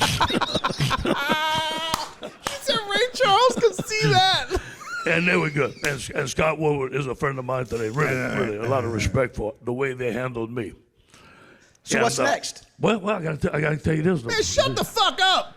Say, Coach, you got $17.1 million on your contract. We're going to give it to you. I said, what time you want me to leave and what door you want me out of, brother? He don't give a shit. Are you kidding me? Yo, one thing you can say about Ed O, he was real. Oh my God, he was real. He didn't give a shit about that. I like that man trying to come out. Well, what did you? Hey man, shut up. Let me tell my story. He was real, Terrence. He was absolutely real. You love it. He's like, they said, Coach, it ain't going well. He's like, no shit. Ray Charles could see that. I don't play no more. And I'm going to play no demon. And I ain't play no Amit. Where the hoes? Like, I feel like he used to end every sentence or every conversation with Go Tigers, and now with his $17 million, I feel like he ends every conversation with where the hoes. It used to be, Go Tigers. Now it's like, where the hoes? He's divorced. He's rich. Are you shitting me?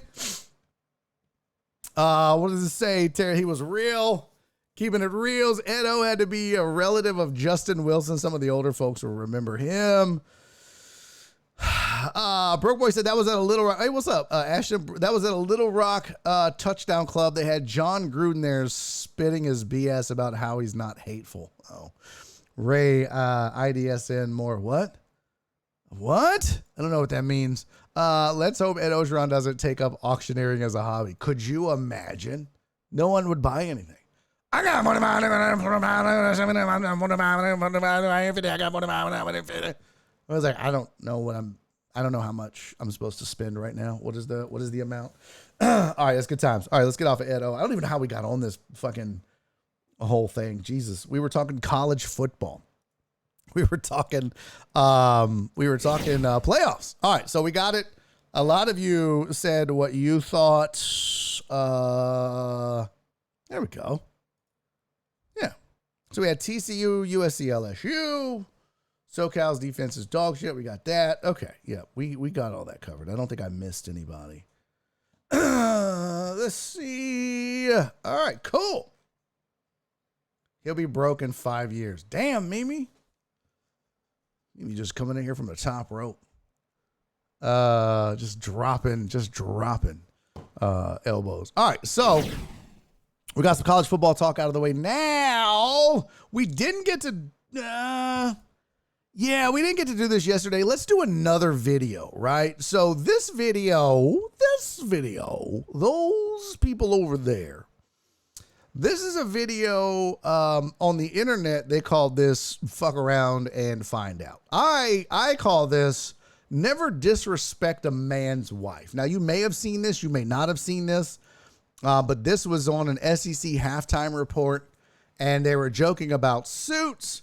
And, well, just watch what happens. 45-20. By the way, did you not get the memo on the suits? We all went dark today. You're like Easter service. Y'all kind of leave me out. But, man, as long as I get the text from my wife that says I look good. Oh, really?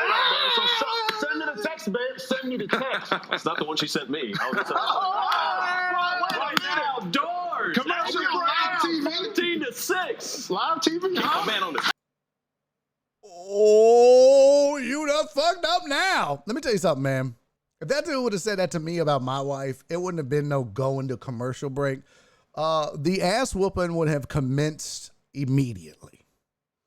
They would have had to like cut away that. Yeah. So that man said, well, that's not the text she sent me. That's not okay. You can't say that. Now, here's how the rest of it played out. So that's them going to break. And then there's coming back. Welcome back to the Farm Rich. First of all, they're too short. They're two hosts down. What happened? What happened? One of them's in jail. One of them's in the hospital. Just watch. Halftime report. Just you and I here, Taki. I'm not sure what happened to Peter Burns, or did you have him keep your wife's name out of his mouth? Huh? We'll see how Peter Burns is with that smart mouth in the second half. But Gators do not get much going in the first. Bro, look at this man's face. Look at this man's face. This man's face is 1,000% about somebody that fucked around and found out for real. Look when he goes, huh? With that smart mouth in the second. Right there. Look at that face. Look at that face. That man, like people are like, oh, it's a bit. I don't know if two guys sat down and were like, let's come up with something funny to bust on each other about. It doesn't end with, and then you say some disrespectful shit about my wife. I promise you that. There's no way that you could convince me that, oh, well, because if you go to Twitter and you look at these people talking about it online, they're like, this was all part of the game, because there was a picture of the two. And you could very clearly see that one of them thinks it's funny and one of them does not. And that picture was quote tweeted. I forget the dude's names. What are their names again? Let me see if I can find it. Hold on. All verified. I don't give a fuck about no verified tweets from nobody. Give a shit about your bought ass check mark on Twitter. Oh, where to go? Amazingly. Oh, here we go. It's Benjamin Watson and Peter Burns. And if you go to Benjamin Watson's Twitter, I think it got deleted. But there was a picture. Oh, right here. Look. So let's just share this. Let's pop this over here. This is straight up from Fuck Around and Find Out. So he's like, ha, look, this now tell me. One of these faces is not like the other. Friendship. And then Benjamin, so he tweets out friendship. And Benjamin Watson says, moving on, but you still owe Mrs. Watson a public apology. And again, here's the thing. Gators do not get much going in the first half, just 45. There's no way in my mind you could convince me this is a bit, because I did bits on the radio with Pac-Man Joel and Nick, and we had some funny things. But one of the things we never did, that wives and family was always off limits. You're just not going to make fun of my wife or my family. That's just not going to be the thing. It's not okay in any way, shape, or form. Whether you did it in the chat, or, you know, if you wanted to call in, like there was times somebody will tell you, I gave someone the address to the studio and said, if you want to talk that shit, come up and fuck around and find out. And I will fight you if you talk shit about my wife. And that's just how it goes. And so I don't think that they sat down and made this a bit. Now, did Peter Burns realize he fucked up? Did he mess up? Yeah, of course. Kyle, that's the look you give someone when they steal the dope song.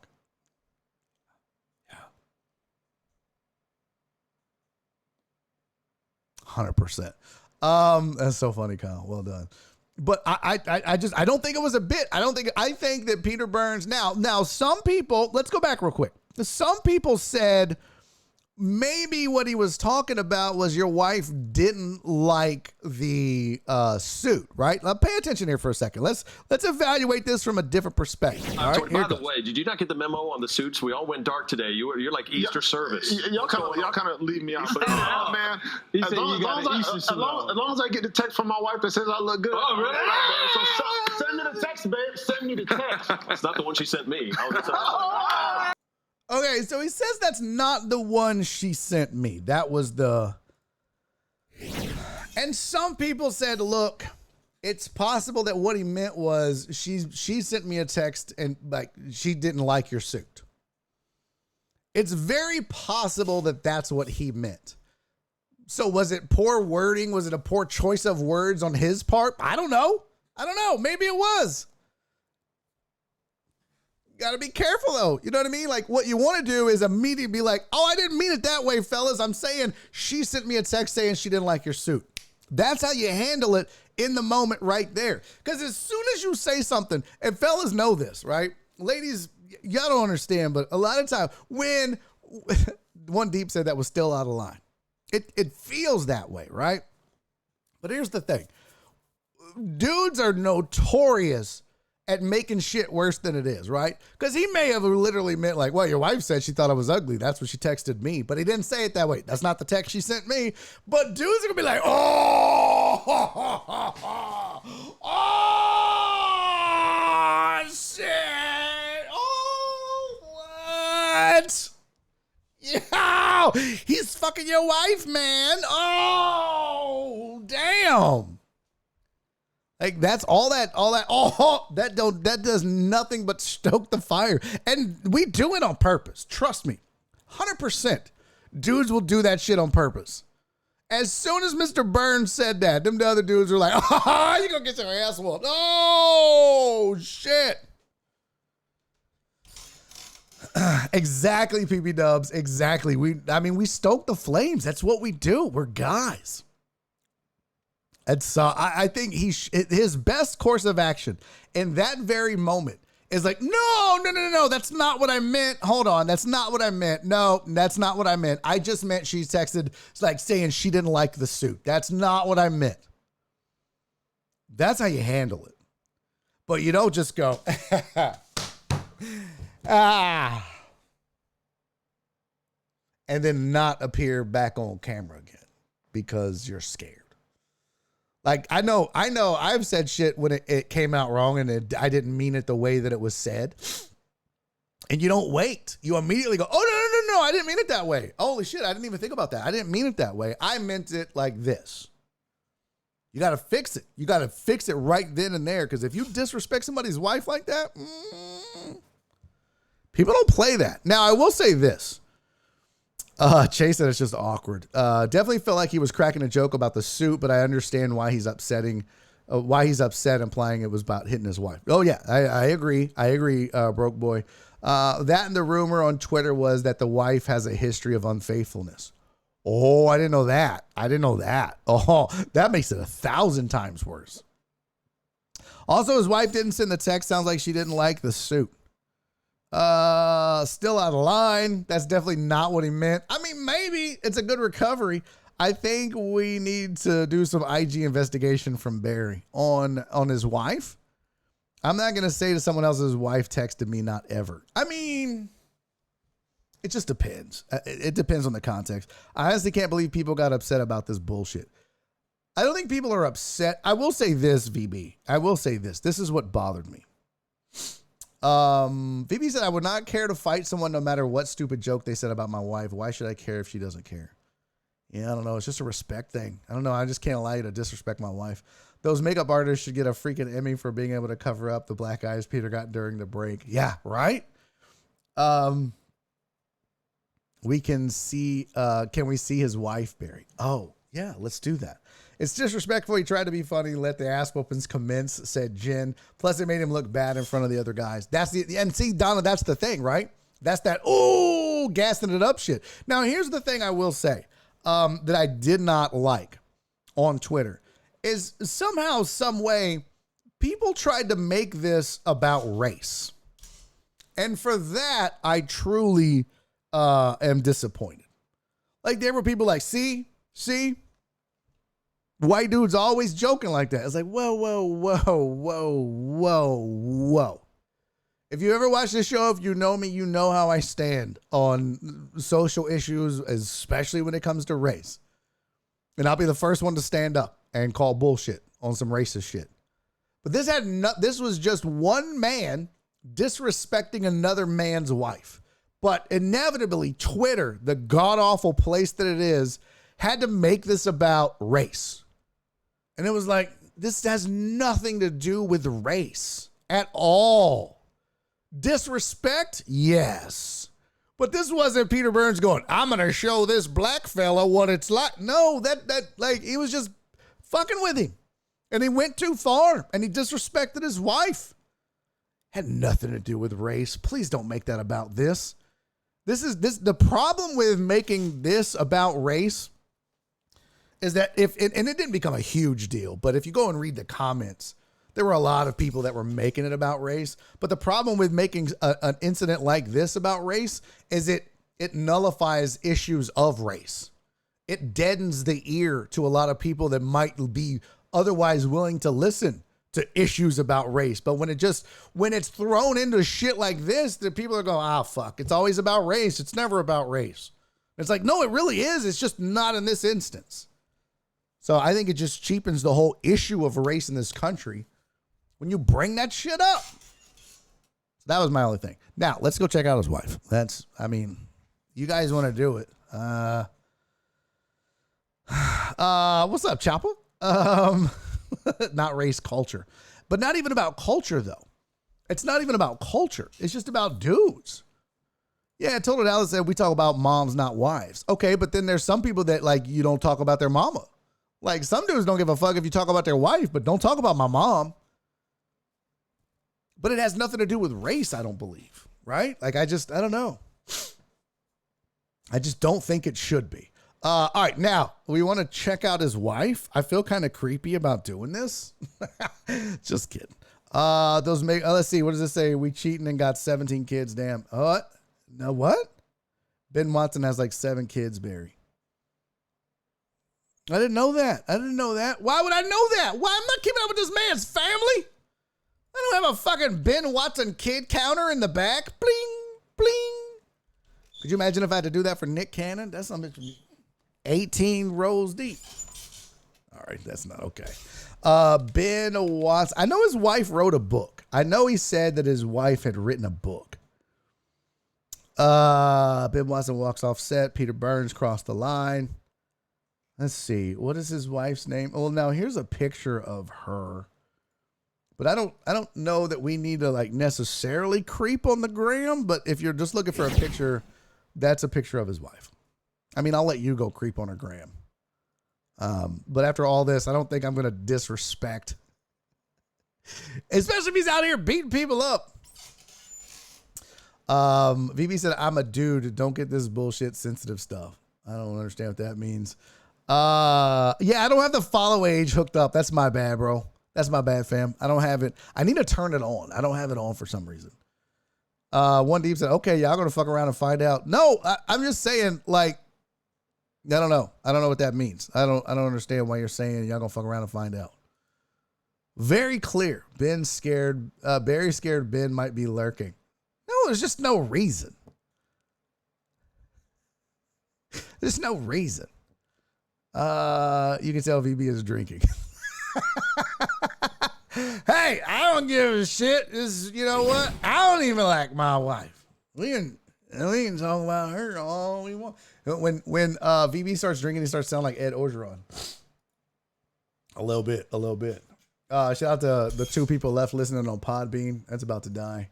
All right, so we got that out of the way. What other shit did I have for you? We have... Do you guys want to see a sucker punch? You want to see... By the way, I didn't get to show this yesterday, but I kind of get sick of people talking shit about the Texans. All right? I get sick of it because some people were saying like, the Texans don't know how to pass block. They're not good at pass blocking. The Texans suck at pass blocking. And I'm like, no, they really don't suck at pass blocking. The Texans are good at pass blocking. Like, why do you... This is a really good O-line, and I actually have proof of it right here, as a matter of fact. You can see clearly. I mean, this was in the game this weekend, and it's very obvious that A.J. Cann has a fantastic seal block on Titus Howard right here. Titus Howard's number 71. A.J. Cann is the Texan there on the right. And you can clearly see that this is a team that knows how to protect and block because A.J. Cann with a fantastic seal block on Titus Howard that just opens up a beautiful hole for the Washington Commanders defense to get through. So props to A.J. Cann and the Houston Texans for once again being able to block like true champions. All right. Now here was, let's see, where's that baseball one? Did y'all see this crazy ass baseball knockout? Somebody hit a home run. Well, we'll just watch it together. Watch this shit. Hold on. Baseball KO. Where is it? Where is it? There we go. This is off somebody's like, I don't know, TV, but it's whatever. We'll make do. Check this out. I don't know why it doesn't have sound, by the way. It probably should. It doesn't. But so my boy hits a home run, right? And he's not happy. He's doing a little trot, right? Now, this is Asdrubal Cabrera coming in. He's like, hey, you're a piece of shit. He's like, ha ha, pow! Oh, my God! Oh, no! Yo! I mean, he absolutely dropped old boy. This is baseball. This is baseball. I want this baseball, every baseball. I want this. Oh, my God. So, I mean, look, was the bat flip egregious? A little bit. You know, he walked off. And not only did he flip the bat, but he flipped it on the field side. Not the dugout side, but the field side, right? So, should you do that? No. You absolutely should not do that. Should you be sucker punched for that? No. Asdrubal Cabrera is an asshole for that. Former major leaguer. But sorry, VB, I was on the phone with Sarah. What? But dude, like, so he's celebrating. He's like, yeah. Now the pitcher's not happy, obviously. And you know what? I don't blame you. Talk your shit. Be mad. Hey, screw you. Don't hot dog. Don't showboat. But this Now, I'm kind of like, how do you not see this coming at this point, right? Even the first base coach, you could see. The first base coach was like, yo, watch out. Oh, pow, you got knocked the fuck out. And I mean, he dropped suddenly. Boop. Although it was kind of weird, but I think it got him behind the ear. And if you ever watch MMA, you know when you get punched behind the ear, you're going to fall pretty quick. So I think that's what happened is that hook, pow, it got the jawline and behind the ear, and it got him off balance. I mean, he hit him with that weeble wobble, and then he fell down. And then I liked that his big ass kind of was going to get over him, and then here comes first base coach, the dugout clears, and then what's crazy is the pitcher comes running in, right side of your screen, check it out. So here comes the pitcher right there. He's in screen now, kind of behind Asdrubal Cabrera, the bald head dude. But watch what the pitcher does, right? So I don't know why you knocked over Asdrubal Cabrera. That's your boy who just knocked him out. But then he stands over him and does nothing. He patted him on the back. What? He was like, you're okay. And then he walks off. And my guy's like, oh, God. Oh, geez. It hurts so bad. And then check out. So is this, I don't know if that's the pitcher there who now I guess is going to get fought. I don't know. But what kind of stance is that, bro? What are you doing? You're going to get your ass whooped. If this is your fighting stance, where is it? Right there. Bro, put your hands up. He obviously has never watched an episode of Barry on Deck. What do we learn? You don't fight with your hands down here. Right up here. Jawline. Protect the jawline at all times. Stupid ass. That's the worst. And he's still doing it. It looks like everybody wants to fight, but then nobody wants to fight at the same time. But that was a monumental sucker punch. Was that the pitcher or the first baseman? I thought it was the pitcher. Are you talking about the one that sucker punched him or came in later? The sucker punch was from Asdrubal Cabrera, who I think was the first baseman. Or maybe he was playing second base. But yeah, the sucker punch wasn't from the pitcher.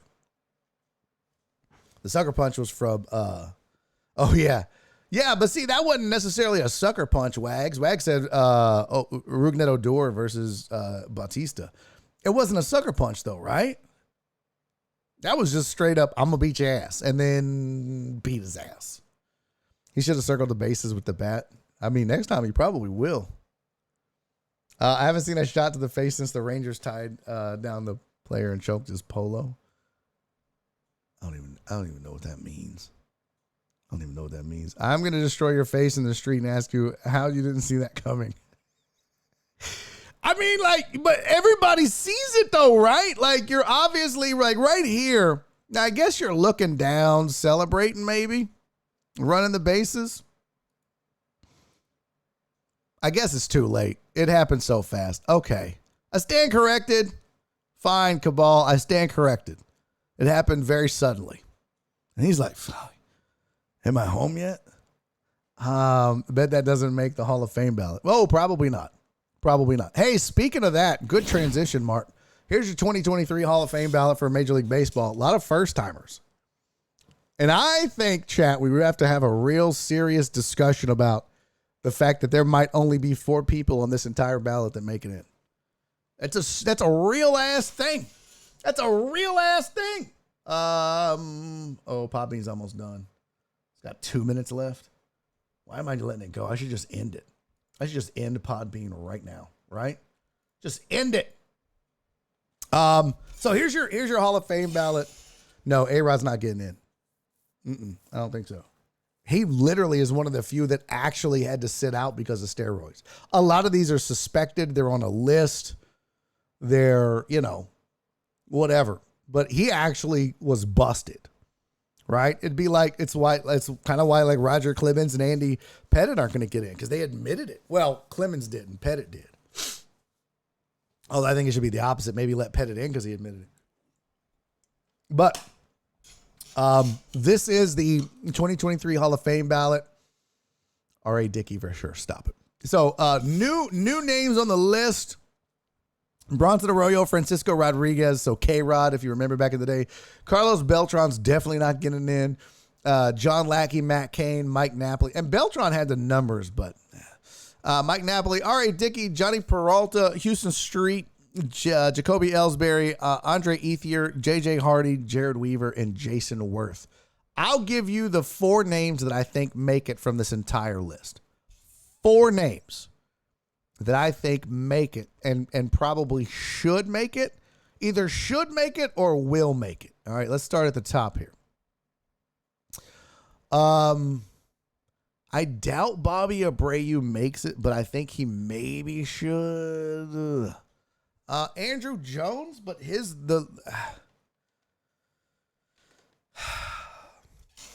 I don't know if he will. I say Scott Rowland makes it. I think Jimmy Rollins makes it. I think Billy Wagner makes it, and I think Todd Helton makes it. And that's it. Some of these just don't have it. Manny is going to be caught up in the scandal along with Pettit. A lot of these names, right? Sheffield is also caught up in the juicing scandal. Mark Burley is but Beltran was knee deep in it. Abreu was accused of it or thought to be. Torrey Hunter's one of those guys, but Torrey Hunter was never super dominant, right? I think the Hall of Fame, you've got to have really been. Torrey Hunter was really, really good for a really long time. But Torrey Hunter kind of reminds me of like a Tim Salmon, right? Very good for a very long time, but nothing where you would be like, oh, gotta be Hall of Fame. Andrew Jones is borderline to me. But I don't know if he will. I would be curious to see where he ranks amongst everybody else. Now, here's an interesting story. What I did is I pulled up last year's vote, and we could take a look and see, like, what did these guys get last year, right? So you have to hit 70% to get in. And I think you're eligible, 10 votes? How many votes do you get? Let's see. Does it say? Is it 10 times? Ballot. There were 17 players carried over from the previous year who garnered at least 5%, along with 13 players. Eligibility, whose final league appearance was in 2016. I don't remember, but I want to say you get 10 tries. And if you don't make it, then you got to get in by like the committee, right? Here it says Jim Bunningen became the second player ever to run out of eligibility after having twice received 70% of the vote, but falling short of the necessary. Oh, so it's 75%. Okay. So 75% of the vote. I thought it was 70. But what is the number? Like it should, where is it? Excellence Award. Nobody gives a shit about that. So, thank you. Podbean's done. Give me them resources. Nom, nom, nom. Give me them resources. Get out of here. Scram, beat it, kid.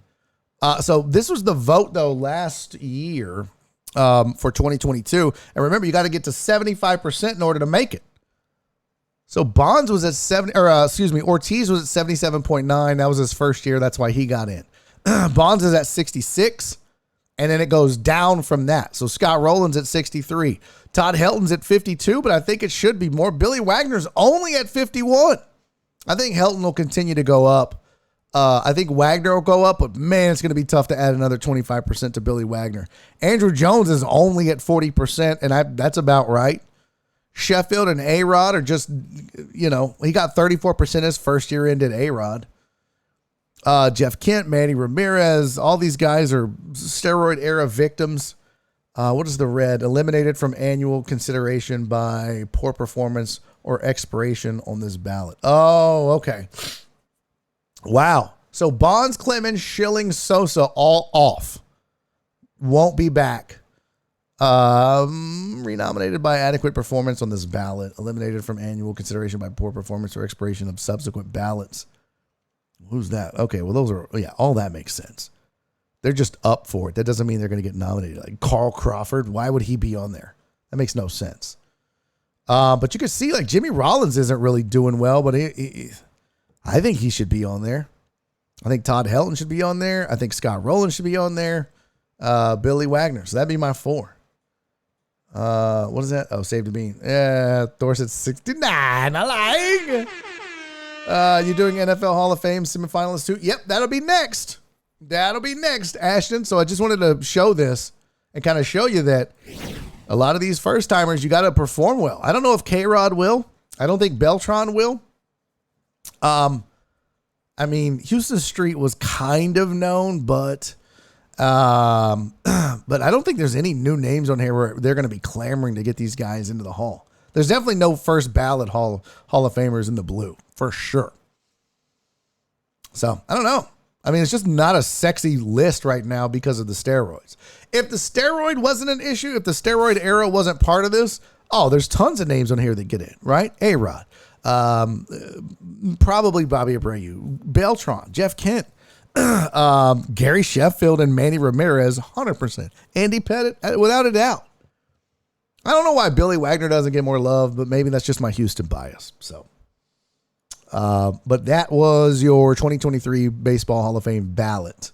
What's the one name that you think should get on that won't? Is it Andrew Jones? And VB said he absolutely has the numbers. Let's see. What was his career numbers? I'm curious to see. Let's see. Let's go to Baseball Reference. Andrew Jones played from 96 to 2012. We may have actually looked at his shit before. Here's his career numbers. 434 home runs, hit 254, 1,200 runs, 1,289 RBIs, 152 stolen bases, had an 823 OPS, several Gold Gloves, finished 5th in the Rookie of the Year, 8th in MVP, second in MVP was his best year in 2005 with Atlanta. He had 128 RBIs and 51 home runs.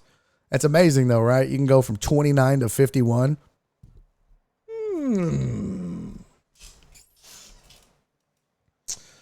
So yeah, Beltran got the roid stuff and cheating scandal. No, sir. But see, here's the thing, Truck Driver Pookie, they're not going to hold that. The Astros scandal thing won't go against him. Actually, he was a player, so it might. You might be right. You very well could be right, Truck Driver Pookie. I forget he wasn't a coach. He was a player at that point. So you're right. He got 2 scandals. What did the VB say? Hey, what's up, Joe Pro? I mean, definitely not Joe Pro in the chat. What's up, homie?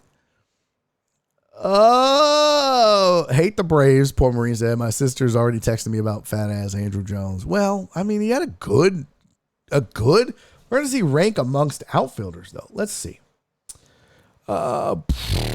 Leaders.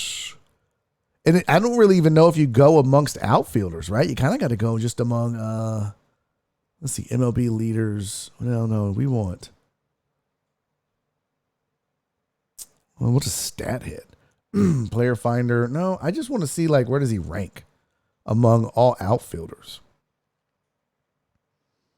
Batting leader, progressive career by position. I just want by position. Batting leaders 2022. Don't give a shit about that. Scores, playoffs. I don't care about this. Oh my God. This is driving me insane. Active greats. Oh, get the fuck out of here. We're saying Eva Longoria and Josh Donaldson are active greats.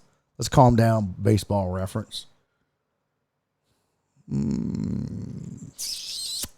Yeah, I don't see it.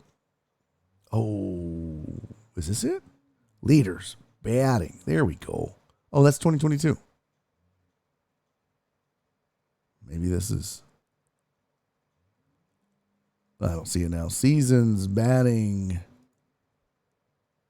Oh, fuck. I give up. It don't matter. Let's get to the football. Who gives a shit? Andrew Jones is not a Hall of Famer. I rest my case. All right, your modern era semifinalists for the class of 2023 football. The Foosball Hall of Fame. Here you go. Let's fight about it, bitches. Eric Allen, Jared Allen, Willie Anderson, Rondé Barber, Anquan Bolden, Henry Ellard, Jerry Evans, London Fletcher, Dwight Freeney, James Harrison, Rodney Harrison, Devin Hester, Torrey Holt, Andre Johnson, what? Albert Lewis, Robert Mathis, Darrell Rivas, Steve Smith Jr., Fred Taylor, Joe Thomas, Zach Thomas, Hines Ward, DeMarcus Ware, Ricky Waters, Naz, Reggie Wayne, Vince Wilfork, Patrick Willis, and Darren Woodson. Lot of really good names on this list. A lot of names that you recognize. And this is starting to be like more of our era. B. Hannon said Fred Taylor for sure. Oof. Bro, Fred Taylor was like, I think VB said it earlier about the Hall of Good. Fred Taylor to me is like the Hall of Really Good and the Hall of Longevity. But was Fred Taylor like, I don't know, man. Fred Taylor doesn't strike me as like the dominant Hall of Fame type, right? And that's the Andre Johnson should be first ballot. Yeah, but Total Dallas said he should get in because his quarterbacks and he got numbers. But even with Dre, man, there was a time when Andre Johnson was considered one of the one or two best receivers in football year in and year out for a span of 4 to 5 years, right? But you also had like a Calvin Johnson. That was it was Andre Johnson and Calvin Johnson, right? It was Megatron and Mega Quiet. I totally made up Andre Johnson and Mega Quiet. But I wish I would have wrote that back then. I'd probably be famous by now. Somebody speeding through the neighborhood. I don't know if y'all heard that. But you had Andre Johnson and Calvin Johnson kind of always head to head, right? Yeah, see, Titan Hugo, I kind of agree with that too. Maurice Jones-Drew was better than Fred Taylor. Like, Fred Taylor was really, really good. I'm not saying he's not. But you got to remember, this is the Hall of Fame. This is the best of the best of the best. Did Fred Taylor ever lead the league in rushing? Ever once in his career? Let's see. Let's pull up Football Reference. Let's see. Is it Pro Football Reference? Let's pull up Fred Taylor. Fred Taylor. What? Oh, there's not 2 R's in Fred. What are you telling me? Here you go. Fred Taylor led the league in yards per game once. Didn't even lead the league in yards because he only had played in 13 games. That's it. That's the only thing he's ever led the league in was yards per game, and it was because he played in 13, so it was one of those kinds of sneaks in types of things.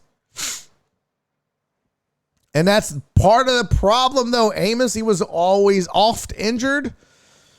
I don't know, man. Like, even if you're injured, you still never led the league in any of these stats, right? Like, I don't know. What is going on? What the freaking flapper razzle? What? Stop. What is happening? Let me just hit refresh. I'd be interested to see, like, what is Maurice Jones-Drew? Maurice. Oh, no, that's not an M. Maurice Jones-Drew. He led the league in rushes, yards, and yards per game 1 year. Okay. And he played it a lot. What was his career? He averaged 4.4 yards a carry and 68 touchdowns. Fred Taylor averaged 4.6 yards a carry and 66 touchdowns. Okay. Pretty close. Sad but true, Total Dallas. What did Total Dallas say? Andre should be the first Texan in, not JJ. Yeah. But I don't know if Andre Johnson is getting in. Andre Johnson led the league in receptions in 2006 and 2008, yards for 2 years, 2008 and 2009, and yards per game 3 years. Oh, and yards per touchdown, or yards per touch, I should say, excuse me. But if you look at Calvin Johnson, I feel like his numbers are, you probably see a lot more shit being, okay. So he led the league in touchdowns, yards a couple of times, yards per game. Let's see. What is his numbers for the year? Calvin Johnson, 731 catches, 11,600 yards, averaged almost 16 and had 83 touchdowns. And Dre had 1,000 catches, 14,000 yards in 193 games. 135 games. Look at that. Is that any good? And that was part of the problem too, Ashton. Dre just, for a while early in his career, he just never caught touchdowns. It was just maddening. It's like, bro, how do you only have 4 touchdowns, 2 touchdowns? Like, what are you doing? Oh, here we go again with this bullshit. I guess you can't click on the fucking lines. You had 12 touchdowns in your first 3 years. And again, a lot of that had to do with his quarterbacks. Don't get me wrong, but damn. I mean, Calvin Johnson played on some really bad Detroit Lions teams. But, Dre did have Dre was really, really good. Probably, like you said, he's to be the first Texan in. I just don't think it's going to happen. So the rest of these guys, though, I mean, like, let's go with the locks, right? Is Eric Allen a lock? I don't know. I would say Dwight Freeney's a lock. Rodney Harrison is a lock. Darrelle Revis is a lock. Steve Smith Jr. Hines Ward's a lock. Probably DeMarcus Ware. Reggie Wayne for sure. And Vince Wilfork just because he has a lot of championships, right? So I think those are, and Darren Woodson, sorry. Yeah. I think that's who I would, yeah. So what are they cut this in half, right? What's the point of having journalists vote if they can't take context in the situation instead of just stats? Arian Foster got a lot of Andre's touchdowns. So that's a good point, Joe Pro. Yeah, that will go a long way in the room. I do agree with you. That's how several of the Oilers got in was John McClain. But it's I get that you're saying it's about context and not stats. But at the same time, I mean, Dre also was known to have the dropsies, especially early in his career. He didn't have the best hands. So he would drop simple catches. It was maddening. But I grew up a Texans fan and a huge Andre Johnson fan. But I always felt like Calvin Johnson was better. Maybe I was wrong. Tell me I'm wrong. I don't give a shit. Dre had early Butterfinger syndrome. Yeah, Hester, if he goes in as a returner. Yeah, probably right. Ward and Woodson. Yeah. Darren Woodson for sure. Hines Ward for sure. Can't say yes to Hines Ward, but not to Smith. I would be curious to see what their numbers were like. Dwight Freeney's in, though, right? Do we all agree with that? Dwight Freeney? Yeah, I agree, Poch. Calvin Johnson was a freak. Do we all agree Dwight Freeney's in? Is that...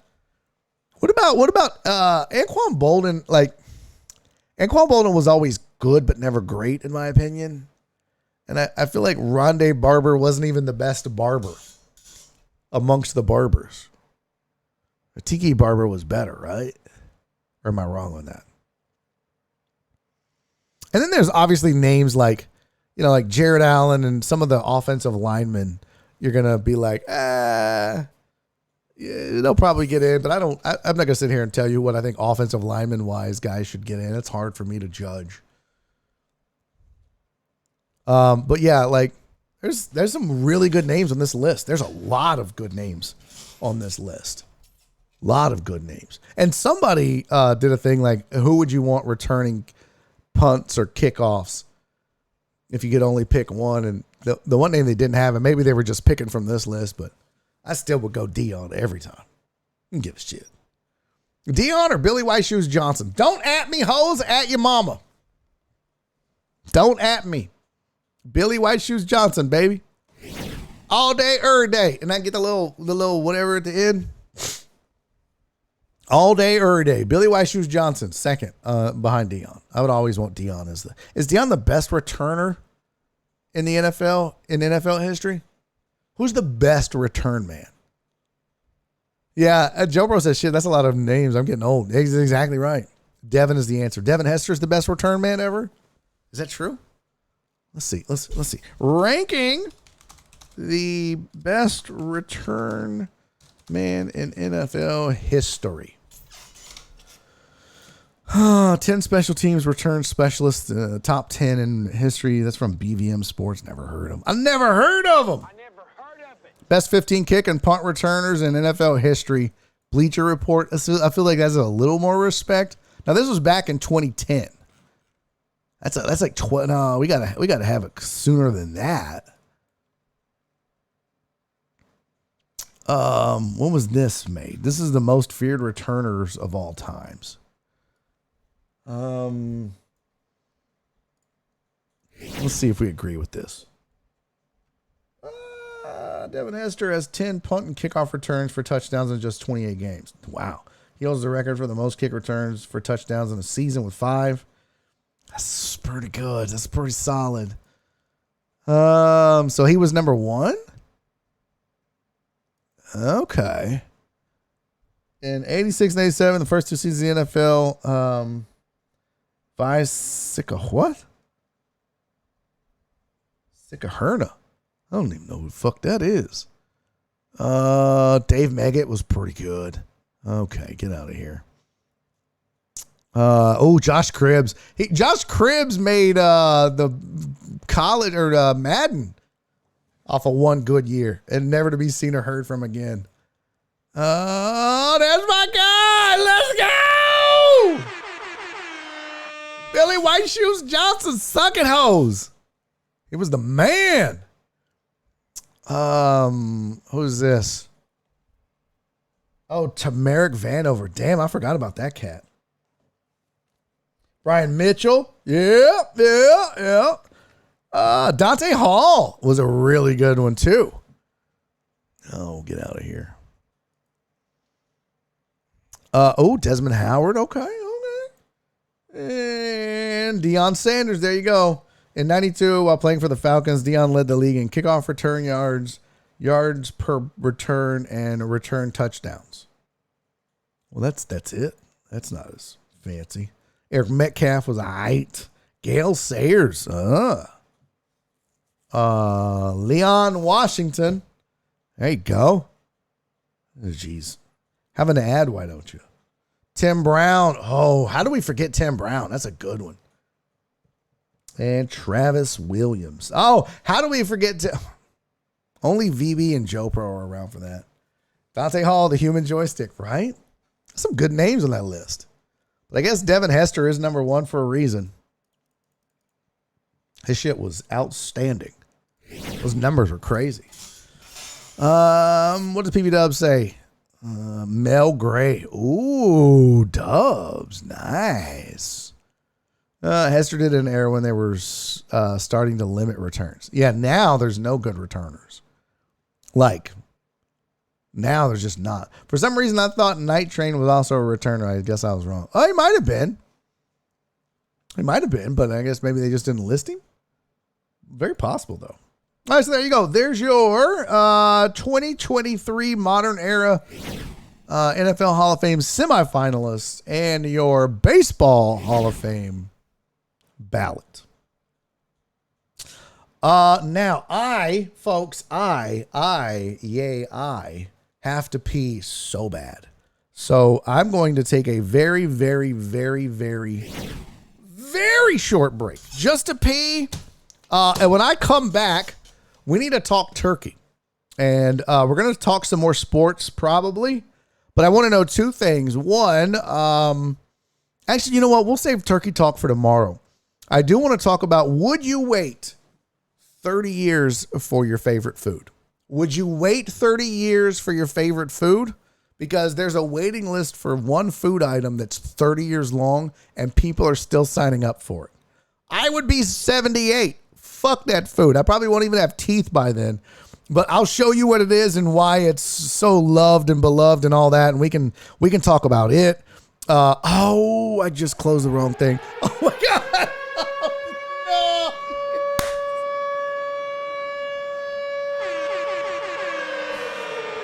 no. Let's go. My guys. In the mud with the huge rain coming in. Let's go. That's right, Benji. Get your deck out. Everybody pull out your deck. This is Barry on deck. Welcome to the program. Welcome to the show. The Mud Gang is in the building. Let's go. In the Mud Sports with the huge raid coming in. 31. Thank you so much for the raid, you guys. Mods, can I get a shout out for In the Mud Sports? Holy shit. Here they are. Welcome, Mud Gang. Welcome. My name is Barry Laminack. If you're new to the program, 1, hit that follow button so you can find your way back. 2, a little bit about myself. My name is Barry Laminack. I'm a streamer here in Houston, Texas. I spent 7 years on ESPN radio here in Houston, 3 years on TV hosting a show, and now I'm a nationally touring stand-up comic, and I do this all day. I talk sports like 4 days a week for 3 hours. So welcome to the show. Thank you to my guys over at In the Mud Sports for the raid. You guys are amazing. Sorry I raided you so late yesterday. They told me after I did that you guys were ending. I apologize. But welcome to the followers. New B-Zach, thank you for the follow. Benji with the resub. Let's go. Did you say T? Steve-O. Holy shit, thank you for the 1,000 bits, Steve-O. Look at you showing off in front of company. I appreciate that. Mr. Tiny, thank you for the sub and the follow. My gird. I don't deserve all this. BZAC50, what's up, man? Thank you for being here. And we got a hype train going. Look at that shit. All right, this is for the Mud Gang. I do shots. We're doing I gotta get rid of this 5th of Jameson that I have, so we're doing shots here. I already drank all my Fireball. Oh, what did I say? Tiny, my bad, Mr. Tiny. My bad. Hey, shout out to the Mud Gang. I love you guys. I appreciate you guys, man. Welcome to the program. Welcome to the show. I literally was just about to go pee. I was like, all right, I got to pee so bad. I'll be back in just a second. And then it was like, I'm going to piss my pants now. Hey, man. But welcome to the raid, or welcome in on the raid. I appreciate you guys. This one goes out to In the Mud Sports and the Mud Gang, man. Cheers to you guys. Bam. That's my 3rd shot of the day. So good. Oh, smooth. Steve-O! We got a hype train going on this bitch? Oh my God. Steve-O, thank you for the 1,000 bits, buddy. Lord have mercy, what's happening? Hey, do me a favor. If you're coming in on the raid, I got my little conductor hat here. If you're coming in on the raid, do me a favor, hit refresh if you don't mind, or you can even just click the link. I'm going to put a little link in the chat there. If you don't, Twitch doesn't count it for some reason. They're hoes like that. So, yeah, just hit refresh or, click the little linky there. And I'd appreciate it. Get up for Nick said, get up for it. Let's go. What did Potch do? I have the big one. Hey, wait a minute. You've had your Fireball for 17 years. Listen, Benji. Listen. That was a lot. I finally finished it.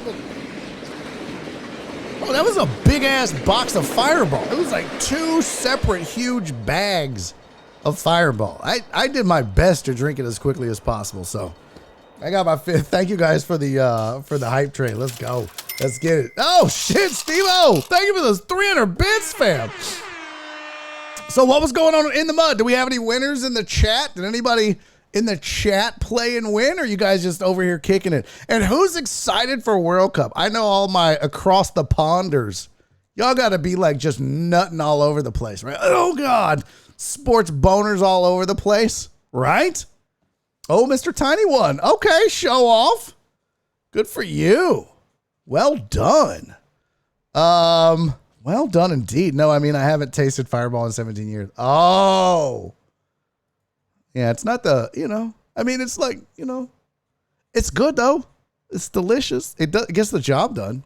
It definitely gets the job done. James Sash, is he here? Is James here? Where's James at? James, celebrate, buddy. You earned it. I know Mr. Tiny's here, and that's great. Where's James at? James, where you at? I never heard of it. That's not okay. James! Pull up your pants, take off the bra, and be a man. I gotta tell you what, all of my Euros in the chat, all the In the Mud gang, you guys, the In the Mud show is great because it's like it's a diverse group of people. They're from all over. Like here, we have a lot of people from Houston and a few from around the country and a couple from around the globe. But In the Mud is so diverse. And I was thinking about you guys when the World Cup hit. I was like, man, they're going to be so proud. I watched some soccer. I don't want to brag, but I actually did my research. Steve-O! Thank you for the 200 bits. I actually did my research, and I gotta say, I watched the new FIFA Exposed on Netflix. What are we doing? Excuse me. What are we doing, FIFA?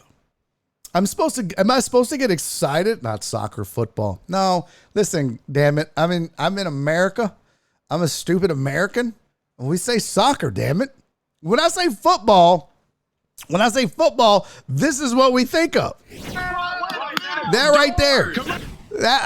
That's football. It's not hand egg. It's not a hand egg, damn it. Spud in the mud. That's all world. No, listen. It's football and soccer to a dumb American like myself, okay? And I got to say, I was like, you know what? I'm going to learn about the World Cup. I'm going to learn it. And all I learned was it's corrupt as shit. Everybody's cheating and taking money under the table. I was like, what are we doing? It's not egg ball. It's not. I hate y'all so much. I hate you so much.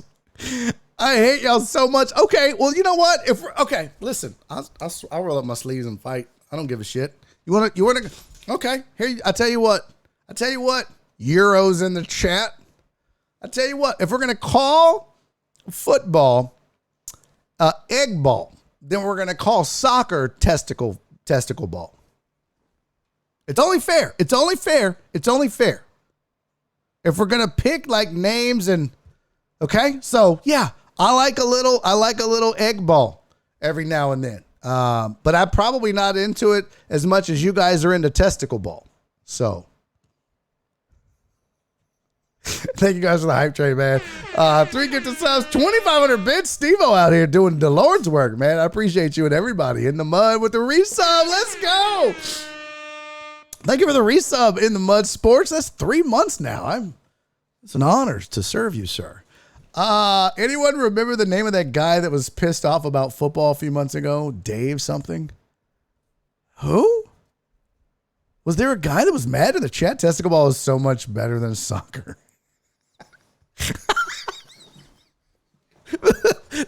That is hilarious. You actually hate, how much, do you guys really hate the word soccer that much?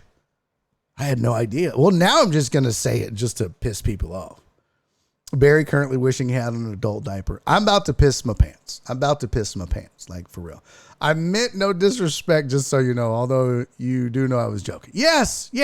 Oh yeah, of course. 100%. 100%. Give me my pride back. Nope. No take backs. Nope. No take backs. I will say this. I'm trying to learn about the beautiful game. Isn't that what it's called? The beautiful game? Isn't that what football is called? The beautiful game? So I watched the special on Netflix and thought, wow, these sons of bitches are evil and underhanded. Hey, Joko! Thank you for the follow, man. Appreciate that. But then I was like, well, let me just, maybe not all World Cup is corrupt. And then I was like, oh God, it's been corrupt for years and years. But I will say this, my research has paid off because before watching this program, I had no idea what the fuck a CONCACAF was. I really didn't. I thought like I was like, oh shit, you got that CONCACAF? Ooh, you better go to the doctor. I felt like CONCACAF sounds like a disease a little bit. I was like, oh, you've been fucking with them dirty women. Got that CONCACAF. Okay. You better wear a condom next time. But now I know, now I get how FIFA is. Now it makes more sense to me. I was very excited. So I even researched. This is a true story. I swear to God. I even went out and started researching, show me more about FIFA. Show me more about the World Cup. What do I need to know? And they were like, oh, they pick all the groups A through H by drawing names out of a bucket. So we just put all the names, all the qualifiers in a bucket. Yeah, that's it. They just put names in a bucket. I'm like, bro, I hate to tell you guys this. but I'm a stand-up comedian. And when I go to an open mic, guess what we do? We put names in a bucket. Like, we have all this technology. How are you not using it? HMS pissed the league. What? Soccer's just hockey on grass. That's not true. Barry just got 2009 when he learned that FIFA is corrupt. I'm telling you, I will say this, though. Starting to watch. Oh, no. Balls in a bucket. You can do a lot of things crafting jokes with that. Really? They did? It's balls? They put balls in there? What does CC say? Jen, I want Barry to pee real-time telly. No, I'm holding it. I'm close, though. God damn, I'm so close to pissing my pants. Did you sit definitely not Joe Pro? I bet Kenkel started the infection. It's good. She very well could be. Balls in a bucket on a hot summer day. The beautiful game. Testicle ball. Gotta love it. I'm sad, though. I really thought that America, you guys don't know this over there across the pond and around the world, but here in America, they had us believing that the men's national team actually had a chance to do some good shit. That's true. Right, chat? Right? Tell them. Like, they would show commercials. They'd be like, well, this is the year. I was like, what? This is the year? Well, I guess I got to get into this shit. I better start watching testicle ball if this is the year. This is the year. I mean, the females have been doing it for quite a while now. I was like, yo, if this is the year, we got to really get into this. I have to pay attention. So I did. And what did the stupid, dumb Americans do? Shit the bed. And the 82nd minute against Wales. I ain't gonna lie though. At first, when they were like, they're playing whales, I was like under the sea whales, like those kinds of whales, like Moby Dick. And then I realized that's a country. And I was like, oh, we don't have any Wales fans in here, do we? Do we have? LOI had 1-1 final score bet on USA game. Oh, kiss my ass.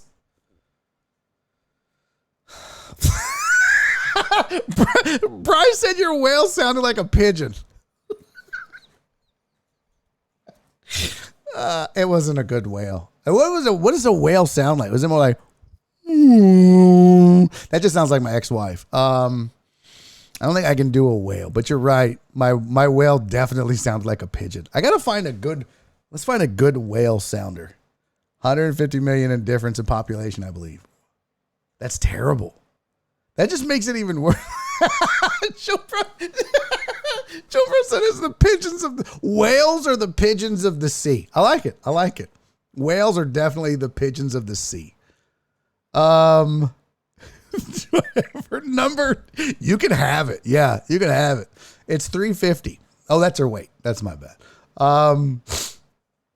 I'm not sure if that sounded like a whale, but it definitely did sound like your ex-wife. Oh, you raggedy bitch, Spud. Oh, you son of a... Damn it to heck. I have to pee, and this is what you guys are going to do to me? I'll turn this whole show around. I swear to God, I'll turn this whole show around and take us home right now. You guys...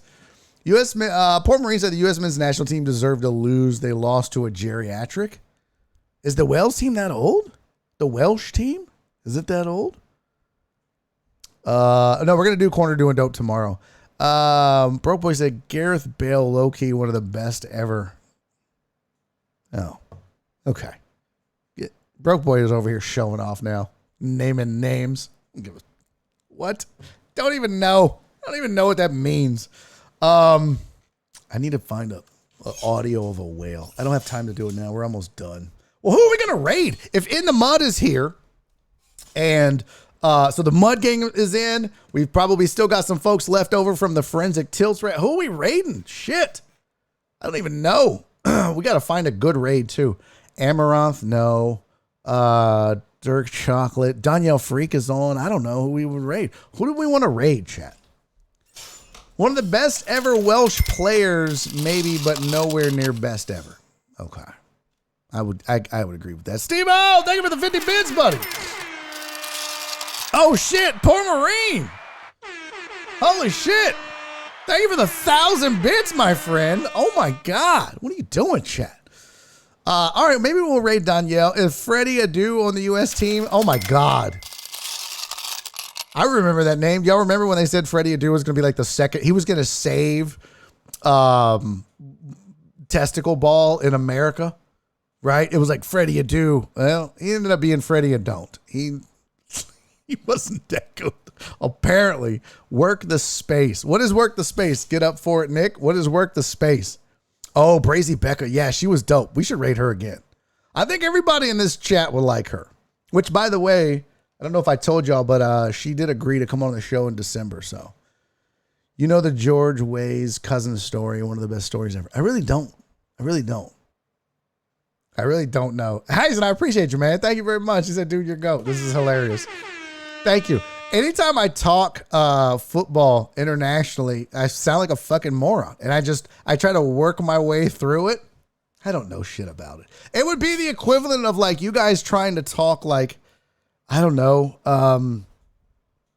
Y'all probably know all the sports though. That's the problem. I admittedly don't know shit about soccer, football, testicle ball, or whatever the fuck you want to call it. Yeah, comedy. There you go. Comedy. That's good. Good save, poor Marine. Work this space as a football manager streamer. Oh. That sounds awful. I won't even raid like regular video gamers, but I will raid Becca just because if you guys have never seen Becca, please don't leave. We're going to raid her in just a second. But when I raid her, you guys like send her like 50 bits or she freaks the fuck out. And it is amazing. Like she gets all fucking, she'll start twerking and shit and doing shots. I don't know. That's not a shot. That's something else. But she's a badass. It's a lot of fun. So definitely hang out for that raid. You will absolutely love her. And somebody just came in one day and was like, raid this chick. And I think it was Repax out of Sweden. Was like, raid Becca. I was like, who the fuck is Becca? And then we raided her. I was like, oh my God, she's badass. So yeah, we're going to do that. ITR, what? Love ITR. That's why. What is this? This glorified spreadsheet? I mean, look, I got my spreadsheets too, but every time I pull out my spreadsheets for NFL football talk, people bail. They're like, okay, this sucks. So I definitely don't want to raid somebody with a spreadsheet.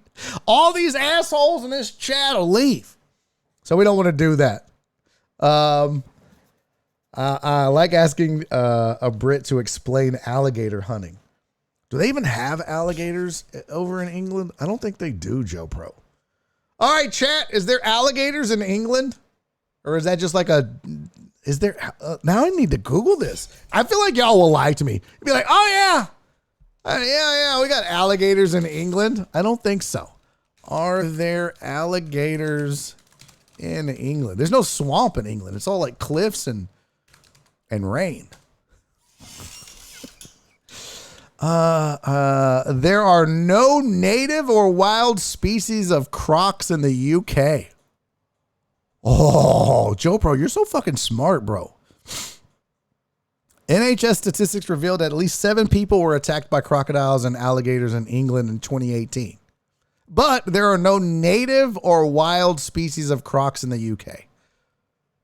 Well, you got to be pretty fucking terrible to get attacked by something that doesn't even exist. Like, we don't have that here, and we still got attacked. Dude, you're going to piss yourself. Go do what a man has to do. I'm just using this. No, I'm going to go. Let's see. That's a fun trip to the zoo. Gators are cold-blooded. I'd be worried if I saw one swimming in the river. Right? You're like, yo, that's not supposed to be here. That'd be like finding like a koala bear and just hanging out in Texas somewhere. You'd be like, what the fuck? I don't think that's supposed. What's an animal in the UK that we don't have over here? What would be an animal in the UK that's not in the US? I got to Google that real quick. Hold on. And then we'll raid Becca. What kind of animal is in the UK but not the US? Let's see if it gives me an answer. Well, they have what animals does USA have that Great Britain doesn't have? But I want the reverse. The lion is the national wild animal of the UK. Okay. But I didn't ask that. 8 surprising animals living in the UK town. Okay, I didn't ask that either. Damn it. I don't even see, like, crocodile. Like, what's the crocodile version? Or what is there in the UK that's like a crocodile? Maybe this article. Oh, God. That doesn't even fucking work. Fun fact, the Loch Ness Monster is just a lonely alligator. Okay, that's definitely not true. But I do believe I believed in the Loch Ness Monster, but not now. I'm too old. We have seen the teeth on your women. Oh, we got shots fired in the chat. It's time to go. Now we're getting chat on chat violence. Nope, I'm not having it. Let's raid. All right, let's get out of here. Hey, by the way, shout out one more time to Forensic Tilts for the big ass raid today. 300 and something people. Holy shit. Yeah, Forensic Tilt's coming over with a raid of 337. Then my guys, my buddies, my pals in the mud, bringing in 31 from the Mud Gang was dope. Thank you all so much for hanging out, for the subs, for the follows, for the biddies. Thanks for the sports talk today. I appreciate you guys. I hope you'll come back. Yeah, we have a good time. Yep, shout out to Forensic Tilts. Shout out to In the Mud Sports. Shout out to all the new followers. Appreciate y'all. So we got one more show left for the week. Tomorrow, 2 to 5, Central Time in America. I feel like I got to say that. Steve-O! Thank you for the 25 bits, homie. And thank you to everybody for the hype trains today. Last show of the week is tomorrow, and then we're off for Thanksgiving, and I'll see y'all next week. So, before we get out of here and raid Becca, do me 3 favors. I almost fucked up my own outro. Do me 3 favors. Please, be safe. Be kind. And most importantly, love each other. And I will see y'all tomorrow. One more time, man. In the Mud Gang, I appreciate you guys. Y'all are fun as fuck, man. Thanks for hanging out with me. Deckheads, I love you to death. Thank you for being good and gracious hosts in the chat and letting us sidetrack this show. And thank you to Forensic Tilt and all of the Tilts Gang forensic files. I don't know what they call themselves. Thank you for coming over, man. Huge day for this show. I appreciate all of you so much. All right, let's go raid Becca. You guys be cool as fuck. Say hi. Throw her a couple of bits and watch how she loses her fucking mind. It's amazing. Here we go. Bye, guys. Love y'all. I'll see you tomorrow. All right. 5 seconds. Come on. We can do more than that. Come on. You don't want to miss this. I promise. There we go. 103. Let's go, baby. All right. Y'all have fun. Enjoy Becca. Say hi. I'll see y'all tomorrow. Bye. And he's making a YouTube video.